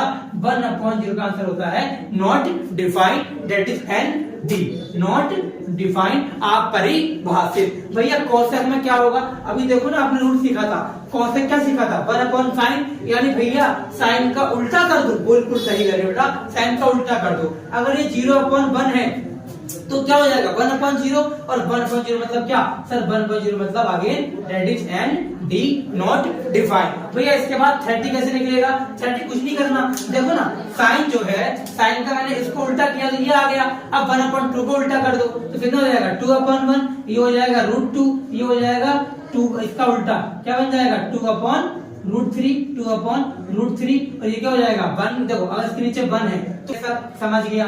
सर इतनी बात मेरे समझ में आ गई। सर सेक का क्या होगा? सर सेक में कुछ नहीं करना। सेक जो किसका उल्टा होता है बताओ? कॉस का उल्टा होता है। अगर सर कॉस को पलट दो और क्या? 1 का उल्टा करोगे तो क्या आएगा? 1 ही आएगा। इसका उल्टा क्या आ जाएगा? 2/√3 और इसका उल्टा क्या आएगा? That is √2। इसका उल्टा क्या आएगा? 2/1 या फिर 2 बोल दो। और सर 0 है, 0 के नीचे 1 रहा होगा। अगर 0 के नीचे 1 है, जब इसको रिवर्स करेंगे तो क्या हो जाएगा? 1/0 और अगेन 1/0 तो क्या होता है?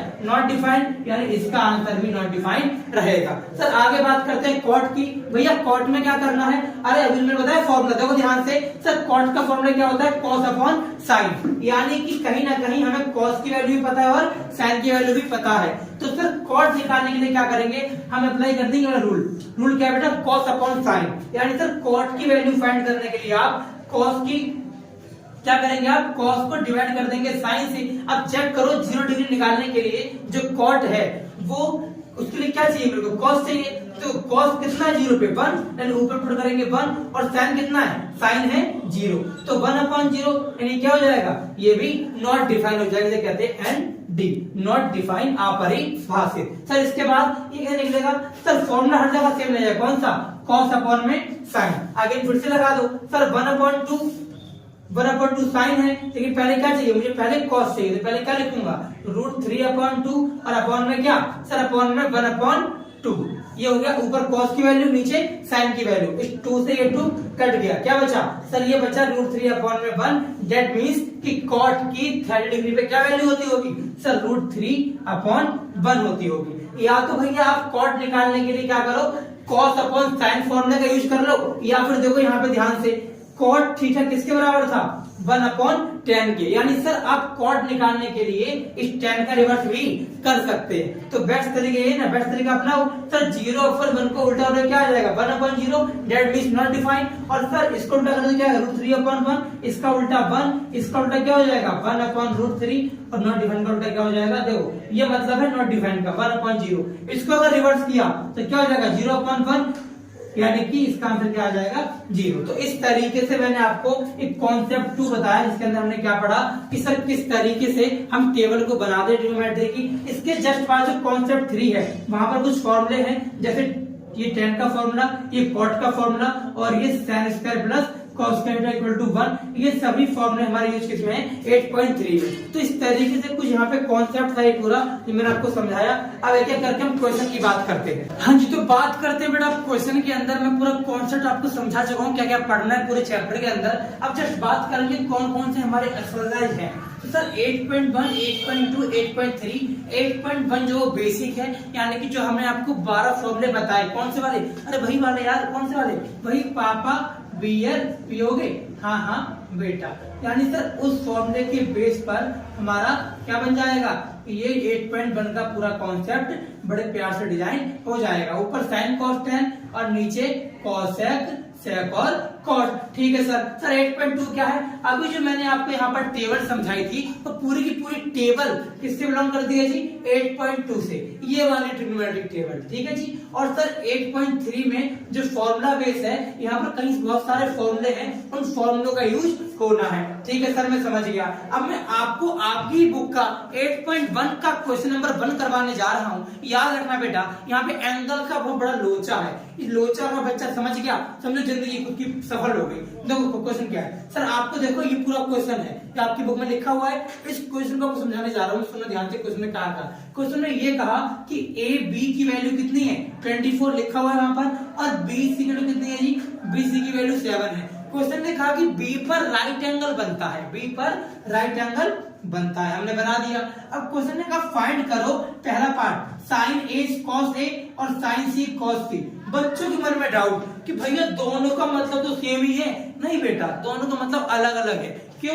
क्योंकि सर देखो यहाँ पर ए लिखा है, यहाँ पर सी लिखा है। दैट मींस अगर किसी भी ट्रिग्नोमेट्रिक रेशियो के साथ, किसी भी ट्रिग्नोमेट्रिक फंक्शन के साथ अगर ए लिख के दिया या सी लिख के दिया या बी लिख के दिया, मतलब सर अगर साइन के साथ कुछ भी लिखा है तो ये एंगल को शो करते हैं। किसको करते हैं बेटा? ये एंगल को शो करते हैं। यानी यहाँ पर मुझे चौकन्ना हो जाना है। क्यों चौकन्ना होना है सर? क्योंकि हाइपोटेन्यूज जो है वो बेटा ईच एंड एवरी केस हर स्थिति में सेम रहती है। हाइपोटेन्यूज लॉन्ग साइड है, वो कभी बदलती नहीं है। लेकिन अगर बेस और परपेंडिकुलर ये बदल गए, ये बदल सकते हैं। यानी भैया परपेंडिकुलर और बेस ये बदल सकते हैं। क्यों? क्योंकि ये बात बेटा डिपेंड करती है कि एंगल कहां पर बन रहा है। आगे बात आप समझना सर। इस क्वेश्चन के हिसाब से अगर मैं साइन का फॉर्मूला लगाने की कोशिश करूं, तो आपने बताया था साइन का फॉर्मूला होता है P/H। यानी आप क्या करोगे, P को डिवाइड करोगे ऐसे, लेकिन आप तो फंस गए। क्यों? क्योंकि आपको तो H की वैल्यू नहीं पता। सही कह रहे हो बेटा, मुझे तो H की वैल्यू नहीं पता। सर हाइपोटेन्यूज निकालने के लिए मुझे राइट एंगल देख के मेरे मन में वो बचपन वाले पाइथागोरस अंकल आने चाहिए। जी हाँ बेटा, ये वाले पाइथागोरस अंकल, ये वाली थ्योरम लगाने वाले आज हम। देखिए तो थ्योरम लगाते हैं। सर पाइथागोरस थ्योरम कहती क्या है, सुनना ध्यान से, बहुत सिंपल है। हाइपोटेन्यूज का स्क्वायर इक्वल टू परपेंडिकुलर का स्क्वायर प्लस बेस का स्क्वायर। आपके सामने रूल लगाने जा रहा हूं, सुन लो ध्यान से। सर P मतलब 24, P मतलब 24 का स्क्वायर, सर B मतलब 7, B मतलब 7, इसको सॉल्व कर दो। सर 24 का स्क्वायर होता है 576, सर 7 का होता है 49, इन दोनों को ऐड करेंगे तो आएगा 625। कितना आएगा? 625। यानी सर हाइपोटेन्यूज की पावर 2 625 है। अगर पावर को हटा ले क्या लग गया, रूट लग गया। यानी सर H की वैल्यू कितनी आ जाएगी, 25 आ जाएगी। और जो H की वैल्यू बेटा 25 आई है, ये क्या है, ये सर H नहीं है, हमारे चैप्टर की भाषा में, इस क्वेश्चन की भाषा में A से C की वैल्यू है। मतलब AC कितना आ गया, AC 25 आ गया। सर क्वेश्चन खत्म, बिल्कुल खत्म। देखो अब समझ में ध्यान से, हमें साइन A बताना है, हमें साइन C बताना है, ठीक है जी, और हमें कॉस A बताना है और हमें कॉस C बताना है। ये मैंने एक से ऐसे लिखा ताकि आपको डिफरेंस समझा पाऊं कि क्या डिफरेंस है। सर अगर आप एंगल A की बात करेंगे, हाँ बेटा, अगर मैं एंगल A की बात करूंगा, हमें याद मैडम ये रखना है, अगर यहाँ पर A मैंने बनाया था अपनी इस वाली आकृति में, देखो जो ये वाली फिगर है बेटा जी, इस वाली फिगर में यहाँ पर A था, डेट मीन सर एंगल यहाँ रहा होगा। हमें याद केवल इतना रखना है, इस एंगल के ठीक सामने वाला क्या होता है जी, परपेंडिकुलर होता है। क्या होता है? परपेंडिकुलर। सर इसका मतलब अगर मैं एंगल A की बात करूंगा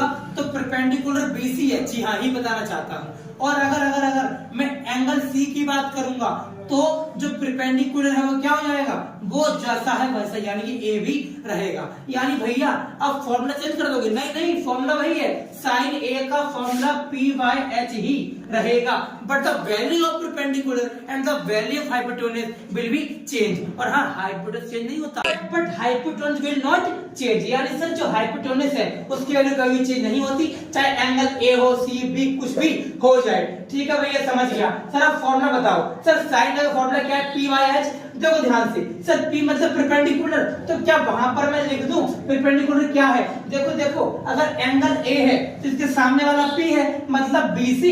आज तू BC है, मतलब BC नहीं, मतलब परपेंडिकुलर है, ठीक है, और यानी कि P है, BC है। और सर H क्या है? सर H तो वही रहेगा जो है AC। यानी सर BC की वैल्यू क्या है, 7, यहाँ पे रख दिया 7, और AC की वैल्यू क्या है जो हमने अभी निकाली बड़ी मेहनत से, डेट इज 25। ये आ गया साइन A। तो सर साइन C में फर्क क्या है? देखो फॉर्मूला अगेन सेम रहेगा बेटा जी, फॉर्मूला वही आएगा, लेकिन चेंज क्या होगा बेटा, अगर मैं यहाँ बताऊं आपको तो देखो यहाँ पे एंगल C बनेगा थीटा, इसके सामने वाला क्या हो जाएगा, परपेंडिकुलर। मतलब सर अगर एंगल C लेंगे तो कहीं ना कहीं परपेंडिकुलर बेस में दिक्कत आएगी। वही दिक्कत आपके सामने आज सॉल्व करने आपके भैया आ गए हैं। आपको पता होना चाहिए बेटा, ये जरा सा देख लो यार, केवल 5 बचे हैं, बस करवा दो यार, थोड़ा सा रहम करो, थोड़ा सा 5 ही तो बचे हैं, करवा दो तो फिर से अनाउंसमेंट लेके आऊंगा। क्या पता क्लास 11th के लिए हो, इको वाले बच्चों के लिए हो, तो करवा दो यार, 5 ही तो बचे हैं।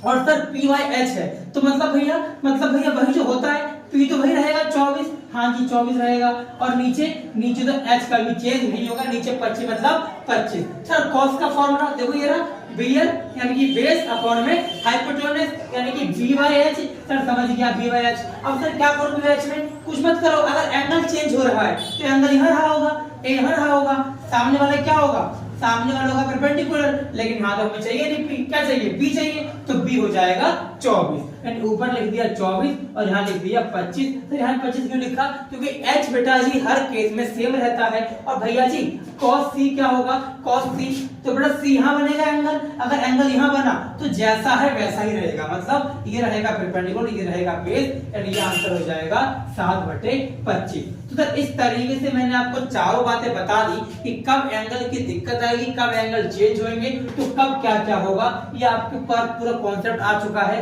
आपको समझ आ गया होगा एंगल के चेंज होने से ऐसे कारनामे होते हैं। कभी कभी बेवकूफ बनाता है वो कहता है कि sine A minus cos B निकालो, तो टेंशन लेने की जरूरत नहीं है, जैसे हमने साइन ए की निकाली वैल्यू, वैसे ही कॉस बी की निकालना और दोनों को एक दूसरे में से माइनस कर देना, जो भी आएगा हमारा आंसर आ जाएगा। तो इस तरीके से पूरा बेस है 8.1 का। 8.2 के बेस के लिए बेटा, 8.2 के बेस के लिए मैंने आपको थोड़ी देर पहले टेबल समझाई थी, वो टेबल रेफर करना, स्टार्टिंग के क्वेश्चन बड़े प्यार से आपसे बन जाएंगे। 8.3 बेटा वो फॉर्मूला बेस है, थ्योरेटिकल बेस है, जो मैंने अभी आपको कॉन्सेप्ट 3 समझाया था, वो कॉन्सेप्ट 3 देखना, उसके बिहाफ पे क्वेश्चन चेंज करने की कोशिश करना। अगर आप कन्वर्ट कर देते हैं तो अच्छी बात है, क्वेश्चन बन गया, ठीक है। नहीं बना तो आप, ये हमारी इंस्टाग्राम आईडी है, यहाँ पे आप मैसेज कर सकते हैं, क्वेश्चन पूछ सकते हैं कि भाई डाउट आ रहा है भैया प्लीज बता दो, आपको सॉल्यूशन आपको मिल जाएगा। Thank you so much. आज हम चैप्टर 9 पर आ चुके हैं और इसका नाम क्या है सर? Application of trigo. जी हाँ, इसका नाम क्या बेटा? त्रिकोणमिति के कुछ अनुप्रयोग। आज हम बात करेंगे बेटा एप्लीकेशन वर्ड इस चैप्टर के अंदर है। क्या लिखा है चैप्टर में? देखो क्या लिखा है, एप्लीकेशन ऑफ ट्रिग्नोमेट्री।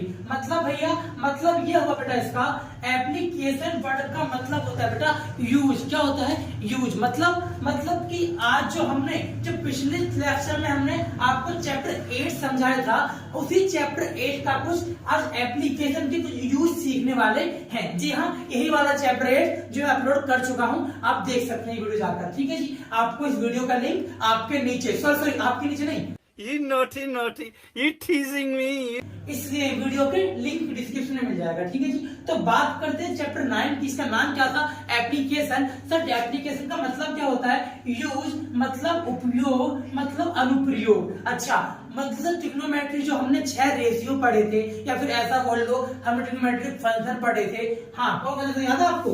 एक हमने पढ़ा था साइन, एक हमने पढ़ा था कॉस, एक हमने पढ़ा था टेन, एक साइन का उल्टा क्या था याद है? कोसेक, एक कॉस का उल्टा था सेक और टेन का उल्टा था कॉट। सर इन 6 ही रेशियो को कहा गया ट्रिग्नोमेट्रिक रेशियो, और इनको क्या कहा गया? इन्हीं को कहा गया ट्रिग्नोमेट्रिक फंक्शन। तो सर इन्हीं फंक्शन की बात करते हुए हमें इस चैप्टर का एप्लीकेशन सीखने यहाँ पर आए हैं। और एप्लीकेशन वर्ड का मतलब क्या होता है? यूज। मतलब उसी ट्रिग्नोमेट्री के क्या क्या यूज है, वो यूज हम डिस्कस करने वाले हैं। तो चलिए शुरू करते हैं।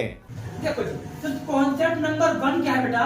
उसमें बात करता है वो हाइट की और डिस्टेंस की। जी हाँ, सबसे पहले सीखना है कि हाइट क्या होता है और डिस्टेंस क्या होता है। ये चीज आपको भी पता है, आपने वो देखा है, वो ये कुतुब मीनार। सर जो कुतुब मीनार है, इस कुतुब मीनार में बेटा जो ये यहाँ से लेके इसकी एज होगी, सपोज ये ए है और ये बी है, तो ए से लेके बी तक की ये चीज है, इसको हाइट कहा जाएगा। तो ये क्या होती है जी? हाइट होती है।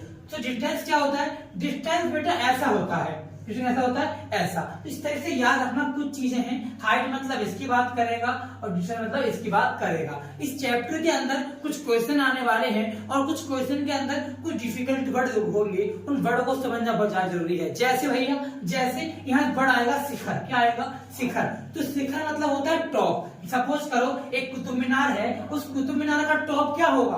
उसके ऊपर वाला हिस्सा, इसलिए कहा गया शिखर, ठीक है। यहाँ पे क्या होने वाला है? कोई कुतुब मीनार के ऊपर चढ़कर ऊपर से नीचे देखेगा, या तो ऐसा होगा, या फिर कोई नीचे से ऐसे करके ऊपर देखेगा। जी हाँ, कुछ ऐसा होने वाला है चैप्टर के अंदर। और ऐसा होने से हर बार एक राइट एंगल ट्रायंगल फॉर्म होगा, ये वाला राइट एंगल ट्रायंगल, ठीक है जी। और जहां जहां राइट एंगल ट्रायंगल फॉर्म होगा, वहां वहां हमारे पाइथागोरस सर्कल भी आएंगे, और पाइथागोरस सर्कल के साथ साथ हमारी ये चीजें हैं, जो हमारे 6 रेशियो हैं, उनका यूज यहाँ पे होने लगेगा। तो समझना, हमारे पास कुछ वर्ड आ रहे हैं बेटा। जैसे मैंने आपके सामने ये एक फिगर बनाई, मैं यहाँ पे क्या लिखा?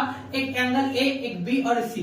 ए बी सी एक राइट एंगल ट्रायंगल है। जो बीसी है वो एक बिल्डिंग रही होगी। क्या रही होगी? बिल्डिंग रही होगी। इसको कभी कभी बिल्डिंग बोलता है, कभी टावर कहता है, कभी इमारत, कभी कुछ, कभी मीनार। तो याद रखना, बिल्डिंग, इमारत, मीनार, वो एकदम ऐसी वाली फिगर की बात कर रहा है, ठीक है भैया। और ना इसके अंदर एक वर्ड आएगा, it is line of site. क्या आएगा? Line of site. अब सर ये क्या होता है लाइन ऑफ साइट? तो लाइन ऑफ साइट का मतलब है जहां से मैं चीजों को देख रहा हूं। सपोज करो मैं नीचे खड़ा हूं और मैं नीचे से किसी कुतुब मीनार को देख रहा हूं, डेट मीन्स यहाँ से, अगर यहाँ से मैं ऊपर देख रहा हूं तो जो ये चीज है वो लाइन ऑफ साइट है। जी हाँ, देखो ध्यान से, अगर कोई पर्सन यहाँ पर खड़ा है और उस पर्सन के लिए अगर उसने कुतुब मीनार के इस बिल्डिंग के टॉप को देखा, तो वो लाइन ऑफ साइट कहलाता है बेटा। और जहां पर वो खड़ा है, जी हाँ, जहां पर वो खड़ा है वहां पर एक एंगल बनता है जिसको हम नाम देते हैं बेटा एंगल ऑफ एलिवेशन। क्या बोलते हैं बेटा? एंगल ऑफ एलिवेशन कहते हैं। इसे हिंदी में कहते हैं उन्नयन कोण। क्या बोलते हैं बेटा?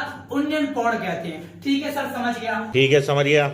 सर इसका मतलब ये कहना चाहते हो यहाँ पे कोई तो नीचे खड़ा होगा और कोई ऊपर खड़ा होगा। जी हाँ, जो नीचे खड़ा है तो वहां पर जो एंगल बना उसे नाम देंगे angle of elevation, that is उन्नयन कोण। और कोई व्यक्ति अगर ऊपर से नीचे देख रहा है, डेट मीन्स जो वहां से ऊपर से लाइन बनेगी वो भी लाइन ऑफ साइट है, लेकिन वहां बनता है एंगल ऑफ डिप्रेशन। बात करेंगे, देखो इसके बाद अगर बात करो इसकी, देखो ध्यान से सर, यहाँ भी लाइन ऑफ साइट है और यहाँ भी एक ना, देखो यहाँ पर क्या है, व्यक्ति ऊपर खड़ा है। कहाँ खड़ा है जी? ऊपर खड़ा है और व्यक्ति ऊपर से किसी ऑब्जेक्ट को देख रहा है। सपोज कि आपके घर पे कोई दूध वाले भैया आए या फिर कोई भी सामान देने आए और आप तीसरी चौथी फ्लोर पर रहते हो, आप थर्ड फ्लोर पर रहते हो, तो आपने क्या करा, ऊपर से देखा कौन आया है। जैसे आपने ऊपर से देखा तो जिस जगह से आप खड़े होकर देख रहे थे वहां पर वो जो एंगल बना वो लाइन ऑफ साइट थी, वो लाइन ऑफ साइट थी। जैसे मैं टॉप पर खड़ा हूँ थर्ड फ्लोर पर और जो मैंने इस ऑब्जेक्ट को देखा, उस दूध वाले भैया को देखा, तो जो ये लाइन है ये लाइन ऑफ साइट है। और सर जहां पर मैं खड़ा हुआ था, जहां मैं खड़ा हुआ था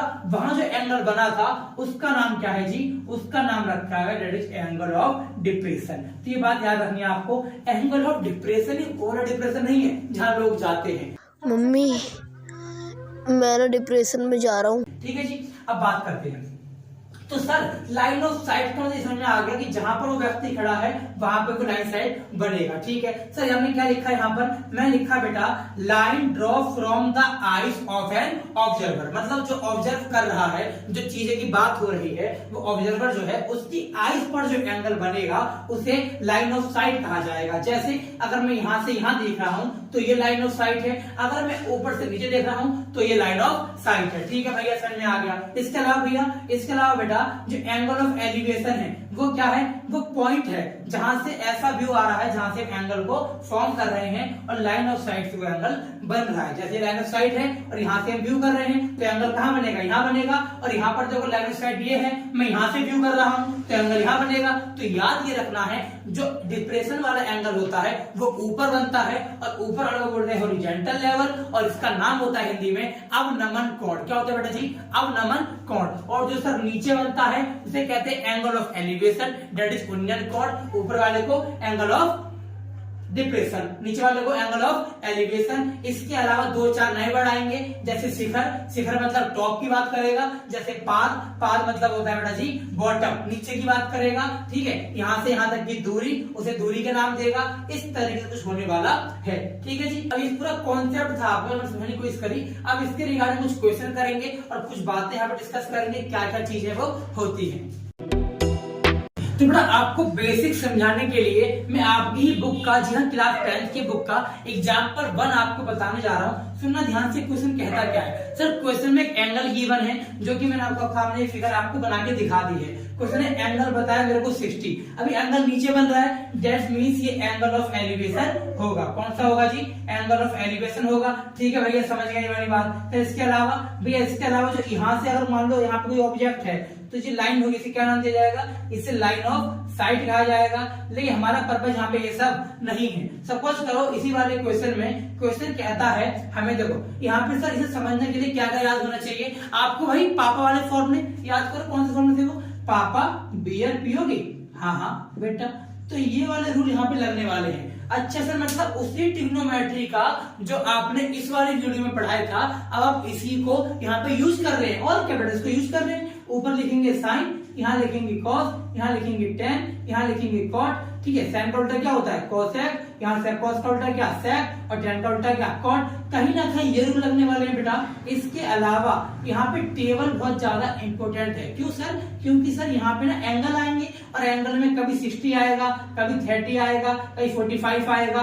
तो पता कैसे लगाऊंगा कि 10 60 क्या होता है? इसीलिए मैंने आपको कहा था कि जो ये वाली टेबल है वो टेबल याद कर लें, ज्यादा बेनिफिट रहेगा। वरना मैंने आपको बनाना सिखाई थी कैसे बनाते हैं। ठीक है जी, अब देखो क्वेश्चन करना क्या है। अगर इस क्वेश्चन में हमसे सपोज करो ऐसा कहा हो कि एक बंदा पॉइंट सी पर खड़ा है, ठीक है, और वो एक बिल्डिंग के टॉप पर देखता है। दैट मीन्स अगर क्वेश्चन में भैया फिगर गिवन नहीं हो तो भी हमें फिगर बनानी पड़ेगी, यानी फिगर हम बनाएंगे। ठीक है भैया, समझ गया सर। इसके अलावा तो करना क्या है, अब कुछ नहीं करना बेटा जी, जस्ट ये देखो क्वेश्चन में फाइंड आउट क्या करना है। सपोज मैंने आपसे कहा कि मुझे इस क्वेश्चन में ए और बी की हाइट निकालनी है, यानी एक बच्चा, एक ऑब्जेक्ट, एक बंदा, एक ऑब्जर्वर जिस इमारत को देख रहा था, जिस बिल्डिंग को देख रहा था, या फिर जिस टावर को देख रहा था, उस टावर की हाइट कितनी है, वो हाइट निकालनी है। तो हाइट निकालने के लिए सबसे पहले आपको एंगल गिवन है। अब ये सोचो आपको गिवन क्या है। सर एक बात तो आपको एंगल गिवन है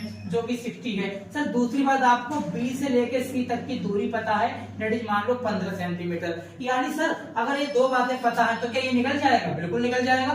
बताओ कौन सा फॉर्मूला लग सकता है, सोचो। इसे क्या बोलेंगे अगर एंगल यहाँ बन रहा है तो? कल मैंने आपको बताया था कि इसके सामने जो है इसे क्या बोलेंगे जी, इसे कहेंगे सर परपेंडिकुलर। मतलब भैया यहाँ पे हमें परपेंडिकुलर निकालना है। जी हाँ बिल्कुल सीखा आपने, यहाँ पे हमें परपेंडिकुलर फाइंड करना है। ठीक है सर, और क्या निकालना है? तो गिवन क्या है सर? गिवन है BC, यानी कि इसे बोलते हैं बेस। क्या बोलते हैं? बेस। यानी सर यहाँ पे कहीं ना कहीं P/B का रूल लगेगा।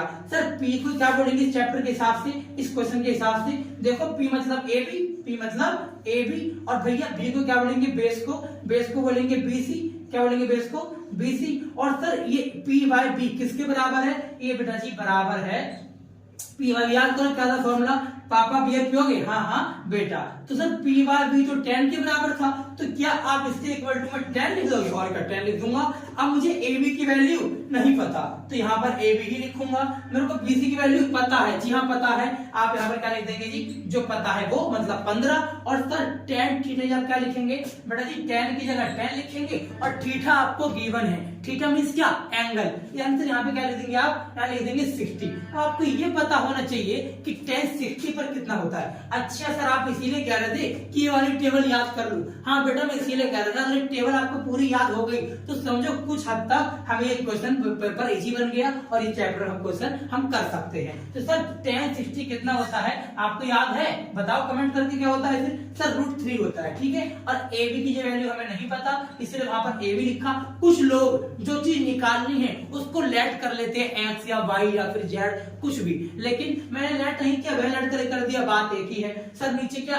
15। अब सर क्या करेंगे? एक लगाए कर दो क्रॉस मल्टीप्लाई, यानी सर यहाँ पे हमारी AB की वैल्यू कितनी आ जाएगी? 15 मल्टीप्लाई बाय √3। तो इस तरीके से हमने आपके सामने AB की वैल्यू फाइंड कर दी। ठीक है बेटा, और AB क्या था? सर AB 15√3, जो कि इसकी इमारत बोल दो, बिल्डिंग बोल दो, हाइट या फिर कुतुब मीनार बोल दो, कुछ भी फिगर हो, हमने उसकी हाइट निकाल दी। लेकिन याद ये रखना है इतना कुछ सॉल्यूशन करने के बाद भी हमें लास्ट में लिखना पड़ेगा the height of the building is 15√3 centimetre. इस लाइन एक स्टेटमेंट लिखने का आपको नंबर एग्जाम में मिलता है। ठीक है जी। इसके अलावा भैया इसलिए एग्जाम में बहुत सारे क्वेश्चन आने वाले हैं। सपोज कि एक पेड़ है, क्या है? एक पेड़ है ना। अब वो पेड़ क्या हुआ? तेज हवा आई, और तेज हवा आती हुई पेड़ इस जगह से बिखर गया, इस जगह से टूट गया। अब इस जगह टूटने के बाद क्या हुआ? इस जगह टूटने के बाद ऐसे करके गिर गया होगा।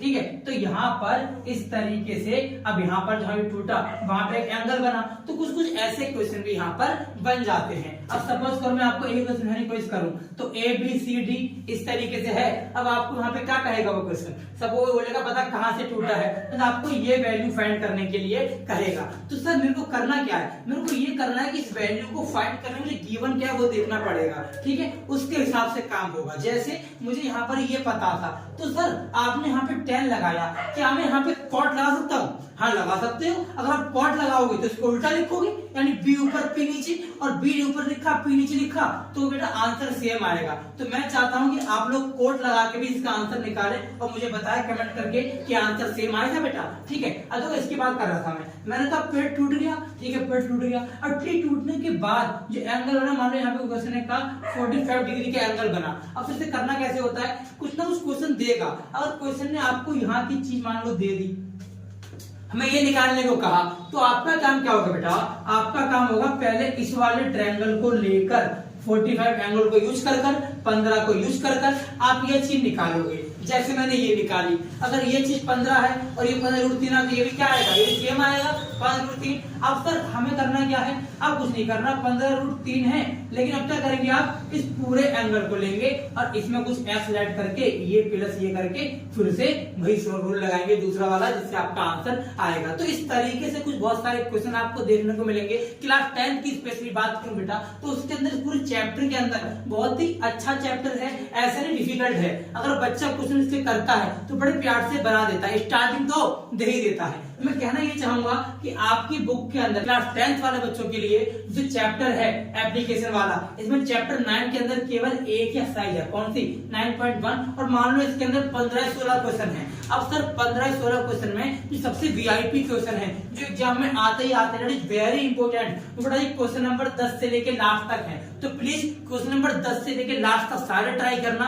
कोई भी आपको डाउट आए तो कमेंट सेक्शन में कमेंट करके हमसे पूछना, आपको जवाब देंगे। अब हमें क्या कर सकते हैं, ये हमारी इंस्टाग्राम आईडी है, तो इंस्टा पे फॉलो करके हमें मैसेज भेज सकते हैं, भैया मेरा क्वेश्चन में नहीं आया प्लीज बता दो। इस तरीके से आपकी प्रोसेस है। तो बेटा आई होप आपको वीडियो अच्छी लगी होगी। तो प्लीज याद रखना बेटा 10 से लेके लास्ट तक क्वेश्चन जरूर करने हैं, ये एग्जाम में छपने ही छपने हैं और हर साल हर से एक क्वेश्चन बनता है। इस वाले चैप्टर की खास बात है, यहाँ से 5 मार्क्स का क्वेश्चन एक फुल फ्लैश आता ही आता है, मतलब स्ट्रेट फॉरवर्ड क्वेश्चन आएगा 5 मार्क्स का। लेकिन जिन बच्चों ने अपनी एक एक्सरसाइज के सारे क्वेश्चन बना लिए तो कुछ हद तक वो चैप्टर की न्यूज समझ जाता है कि चैप्टर में है क्या, करना क्या है। Thank you so much. आज हम चैप्टर नंबर 10 पे आगे बढ़ना, क्या इसका सर्कल नाम है। जी हाँ, इसे हिंदी में कहते हैं वृत्त। क्या बोलते हैं बेटा, वृत्त कहते हैं। मैं ये मान के चल रहा हूँ कि आपको थोड़ा बहुत इसका बेसिक पता होगा, लेकिन फिर भी कुछ बातें शायद आपको ना पता हो तो बता दूं आपको। देखो ये सर्कल है बेटा, इस सर्कल के जो बीच में है उसे क्या बोलते हैं, सेंटर। क्या बोलते हैं बेटा, इसे बोलते हैं सेंटर। बेटा चैप्टर नया नहीं है, ये आपने क्लास 9th में भी पढ़ा था, इससे पहले क्लास 8, 7 हर जगह देखने को मिलता है। ठीक है, तो सर एक सर्कल के बीच में क्या होता है, एक सेंटर होता है। सर सर्कल जो है ना वो 2D फिगर होती है। क्या होती है, 2D फिगर होती है। और डी बोले तो डायमेंशनल बोलते हैं, इसे हिंदी बोलते हैं विमाएं, यानी कि 2 विमाओं की आकृति होती है। सर इसके अलावा एक बीच में क्या लिखा मैंने, सेंटर। डेट मीन सर की सर्कल है, उस सर्कल के ठीक बीच में क्या होता है बेटा जी, सेंटर होता है। और सेंटर से जिसके साइड में ये वाली बात है बेटा, इसे कहते हैं सर्कमफ्रेंस। क्या बोलते हैं बेटा, सर्कमफ्रेंस। डेट मीन्स कि भैया अगर सेंटर से इसके सर्कमफ्रेंस पर कोई इसकी परिधि पर कोई भी लाइन खींची तो वो क्या कहलाती है बेटा, वो त्रिज्या कहलाती है। जी हाँ, वो आर कहलाती है। और आर का मतलब होता है रेडियस। क्या होता है बेटा जी, रेडियस। जी हाँ, रेडियस का मतलब त्रिज्या कहते हैं हिंदी में, क्या बोलते हैं, त्रिज्या। तो मैं याद ये रखना है कि सर किसी भी सर्कल के सेंटर से उसकी पेरीमीटर बोल दो या फिर सर्कमफ्रेंस बोल दो, उस पर खींची जाने वाली लाइन को आर कहते हैं, रेडियस कहते हैं। ठीक है भैया, समझ गया। फिर उसके बाद बेटा आर के बाद एक वर्ड आता है डी। जी हाँ, डी बोले तो व्यास, दैट इज डायमीटर। क्या बोलते हैं बेटा, इसे हिंदी में कहते हैं डायमीटर। ये क्या होता है, डायमीटर जो होता है ना वो रेडियस का दुगना होता है। जी हाँ, यानी कि D = 2 मल्टीप्लाई में R। देखिए D = क्या लिखा मैंने, 2 मल्टीप्लाई में R। बस मतलब हम जो बात कर रहे हैं 2R की भैया, कि 2R का मतलब क्या है कि सर रेडियस को दुगना कर देंगे तो क्या निकल जाएगा सर, D निकल जाएगा। D means diameter. ठीक है भैया, मैं R समझ गया और 2R मतलब कि D समझ गया। सर D मतलब यहाँ पे बताओ ना फिगर में, देखो ये तो है, अगर मैं स्लाइड को पूरा कर दूं तो ये डायमीटर कहलाती है। ठीक है सर, समझ गया, डायमीटर हो गया और छोटी वाली R हो गई। और सर इसके अलावा बेटा जो ये चीज है सेंटर, अगर सेंटर से मैंने लाइन खींची कहीं भी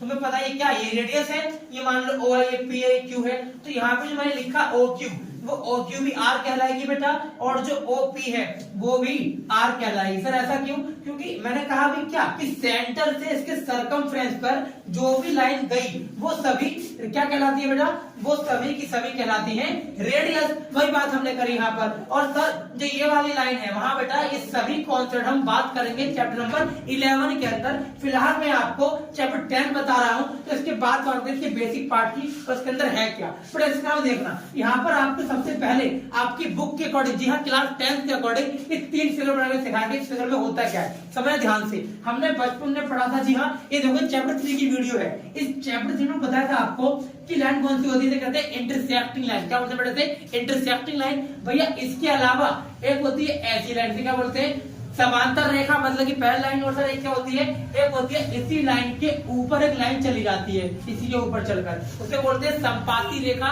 मतलब कि कोइंसिडेंट लाइन। ये सारी बातें हम कर चुके हैं किसके अंदर, इस वाली वीडियो के अंदर चैप्टर 3 के अंदर, ठीक है जी। अब फिलहाल हम बात कर रहे हैं आज कि सर अगर दो लाइन ने आपस में क्रॉस किया तो कौन सी होती है, वो इंटरसेक्शन लाइन। यहाँ पर देखो वही है, ये सर्कल है, लेकिन ये सर्कल इस PQ लाइन से बहुत अलग है ना बेटा, बीच में गैप है ना, दैट मींस कि सर ये नॉन इंटरसेक्टिंग लाइन है। तो यहाँ पर PQ क्या हो जाएगा सर, यहाँ पर PQ नॉन इंटरसेक्टिंग लाइन हो जाएगा। ठीक है भैया, समझ गया?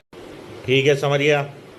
तो ये आगे इसका बताओ सेकंड फिगर में। सर सेकंड फिगर में ध्यान से देखिए, जो PQ है सर इसने क्या करा, उस लाइन को, उस सर्कल को क्रॉस कर दिया, ठीक है। इसे बोलते हैं सेकंड, क्या बोलते हैं इसको सेकंड कहा जाता है इसे, ये बात याद रखनी है हमें, ठीक है। कुछ ना कुछ कॉर्ड की तरह ही होता है ये। इसके अलावा सर एक जो लास्ट वाला है ये बहुत काम का है, हमारे सिलेक्शन में नॉर्मली इसी की बात हो रही है। इसका बड़ा का नाम क्या है जी, इस बड़ा का नाम है सर टेंजेंट। क्या है बेटा इसका, टेंजेंट इसका नाम है। इसको हिंदी में कहते हैं स्पर्श रेखा। क्या बोलते हैं बेटा जी, स्पर्श रेखा कहते हैं। अगर इसके बारे में डीपली जाऊं तो दानिश भैया, जी हाँ, ये वाले दानिश नहीं, दूसरे वाले दानिश, यानी ये दानिश नाम का एक मैथमेटिशियन था, जी हाँ, दानिश नाम का एक मैथमेटिशियन था जिसका पूरा नाम था दानिश मैथमेटिशियन थॉमस, और भी बहुत सारा नाम है कुछ F से।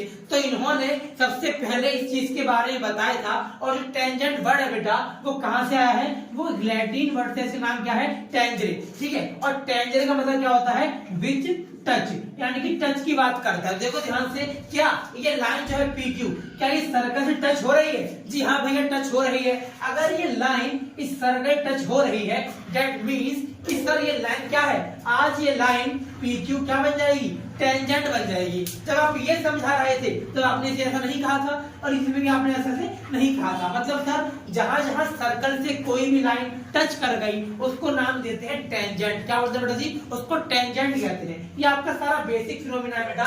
इसके अलावा सर जो लाइन है PQ ये क्या कहलाएगी जी, ये टेंजेंट कहलाएगी। इसके बाद क्लास 10 की प्रॉपर बात करूं तो हमारे पास एक 10.1 है और एक 10.2 है। जो मैंने आपको सिखाया ये सभी बातें आपकी 10.1 में, जी हाँ, जो मैंने आपको सिखाया वो सभी आपका 10.1 में अप्लाई हो जाएगा। मतलब भैया 10.1 में गिनती से क्वेश्चन नंबर 1 से लेके क्वेश्चन नंबर 4 तक केवल इतने ही क्वेश्चन है, और सभी के सभी क्वेश्चन थ्योरी पे बेस है। किस पे बेटा, थ्योरी पे बेस है। और ये चैप्टर ऐसा है, इस चैप्टर के अंदर 2 थ्योरम है, जी हाँ, एक थ्योरम 1 और थ्योरम 2, जिसमें चैप्टर के अकॉर्डिंग क्या नाम रखा गया, 10.1 नाम रखा गया थ्योरम का, और 10.2 थ्योरम का नाम रखा गया।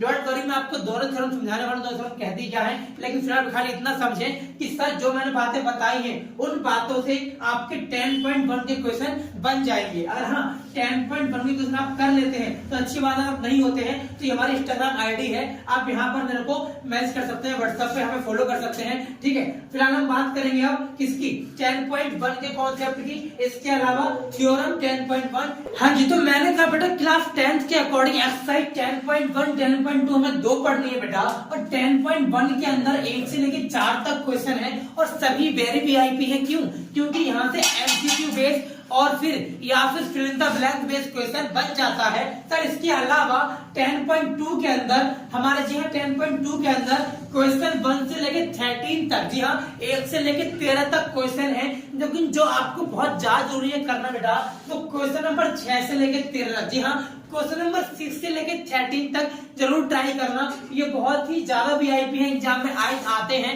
वेरी इंपॉर्टेंट क्वेश्चन है बेटा। इसके अलावा भैया बात करने वाले हैं थ्योरम 10.1 की। जी हाँ बेटा, थ्योरम 10 कहती है क्या, सुनो ध्यान से। सर क्या मतलब है, sir tangent at any point of a circle is perpendicular to the radius through the point. That means sir यहाँ पे केवल काम की बात क्या है कि सर्कल के सेंटर पे एक O होगा पॉइंट, और जो कि यहाँ पर हमने क्या किया है, O से लेके बेटा Q तक हमने कंस्ट्रक्शन किया है। क्या किया बेटा, कंस्ट्रक्शन क्या है, और इस कंस्ट्रक्शन वर्ड का मतलब क्या है कि अपनी मर्जी से हमने एक लाइन खींची है, यानी यहाँ से लेके यहाँ तक। तो याद रखने वाली बात क्या है कि सर OP परपेंडिकुलर है किसके, FY के। और बड़ा ध्यान देखो, ये जो X और Y है ना वो टेंजेंट है। क्या है, टेंजेंट। सर टेंजेंट कैसे हुई?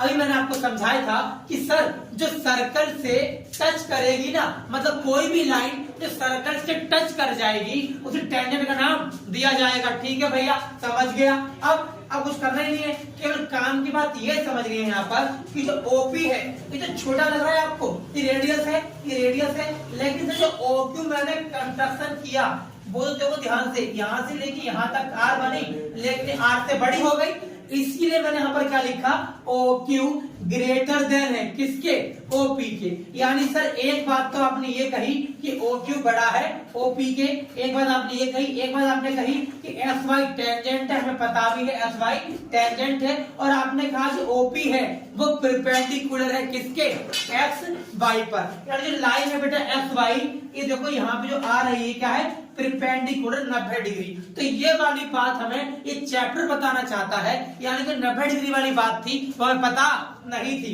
इस थ्योरम 10.1 ने हमें बताया कि जब एक सेंटर से एक टेंजेंट पर एक लाइन ड्रॉ की जाती है तो वो लाइन परपेंडिकुलर होती है, मतलब वो 90 डिग्री का एंगल बनाती है। ठीक है भैया, समझ गया। 10.1 खाली इतनी बात की है। सर इसके अलावा एक कॉन्सेप्ट और है यहाँ पे छोटा सा बेटा, इसका नाम क्या है, लेंथ ऑफ द टेंजेंट। इस लेंथ ऑफ द टेंजेंट का मतलब है जो भी टेंजेंट लाइन होगी, मतलब जो भी लाइन सर्कल से टच कर रही होगी, उस लाइन की लेंथ कितनी है, लेंथ बोले तो लंबाई। फिगर बनाइए, देखो ध्यान से क्या है सर, यहाँ पर एक बाहर एक बिंदु है P, इसे कहते हैं एक्सटर्नल पॉइंट। ठीक है, ये जो पॉइंट है P वो सर्कल से टच कर रहा है। डेट मीन्स सर जो P से लेके Q की लाइन है और जो P से लेके R की लाइन है, ये दोनों अगर मैं यहाँ से लेके यहाँ तक की डिस्टेंस निकालूं तो इसी को क्या बोलते हैं, इसी को लेंथ कहते हैं। जी हाँ, जो ये यहाँ पर टेंजेंट है इसी को यहाँ P से लेके Q तक का डिस्टेंस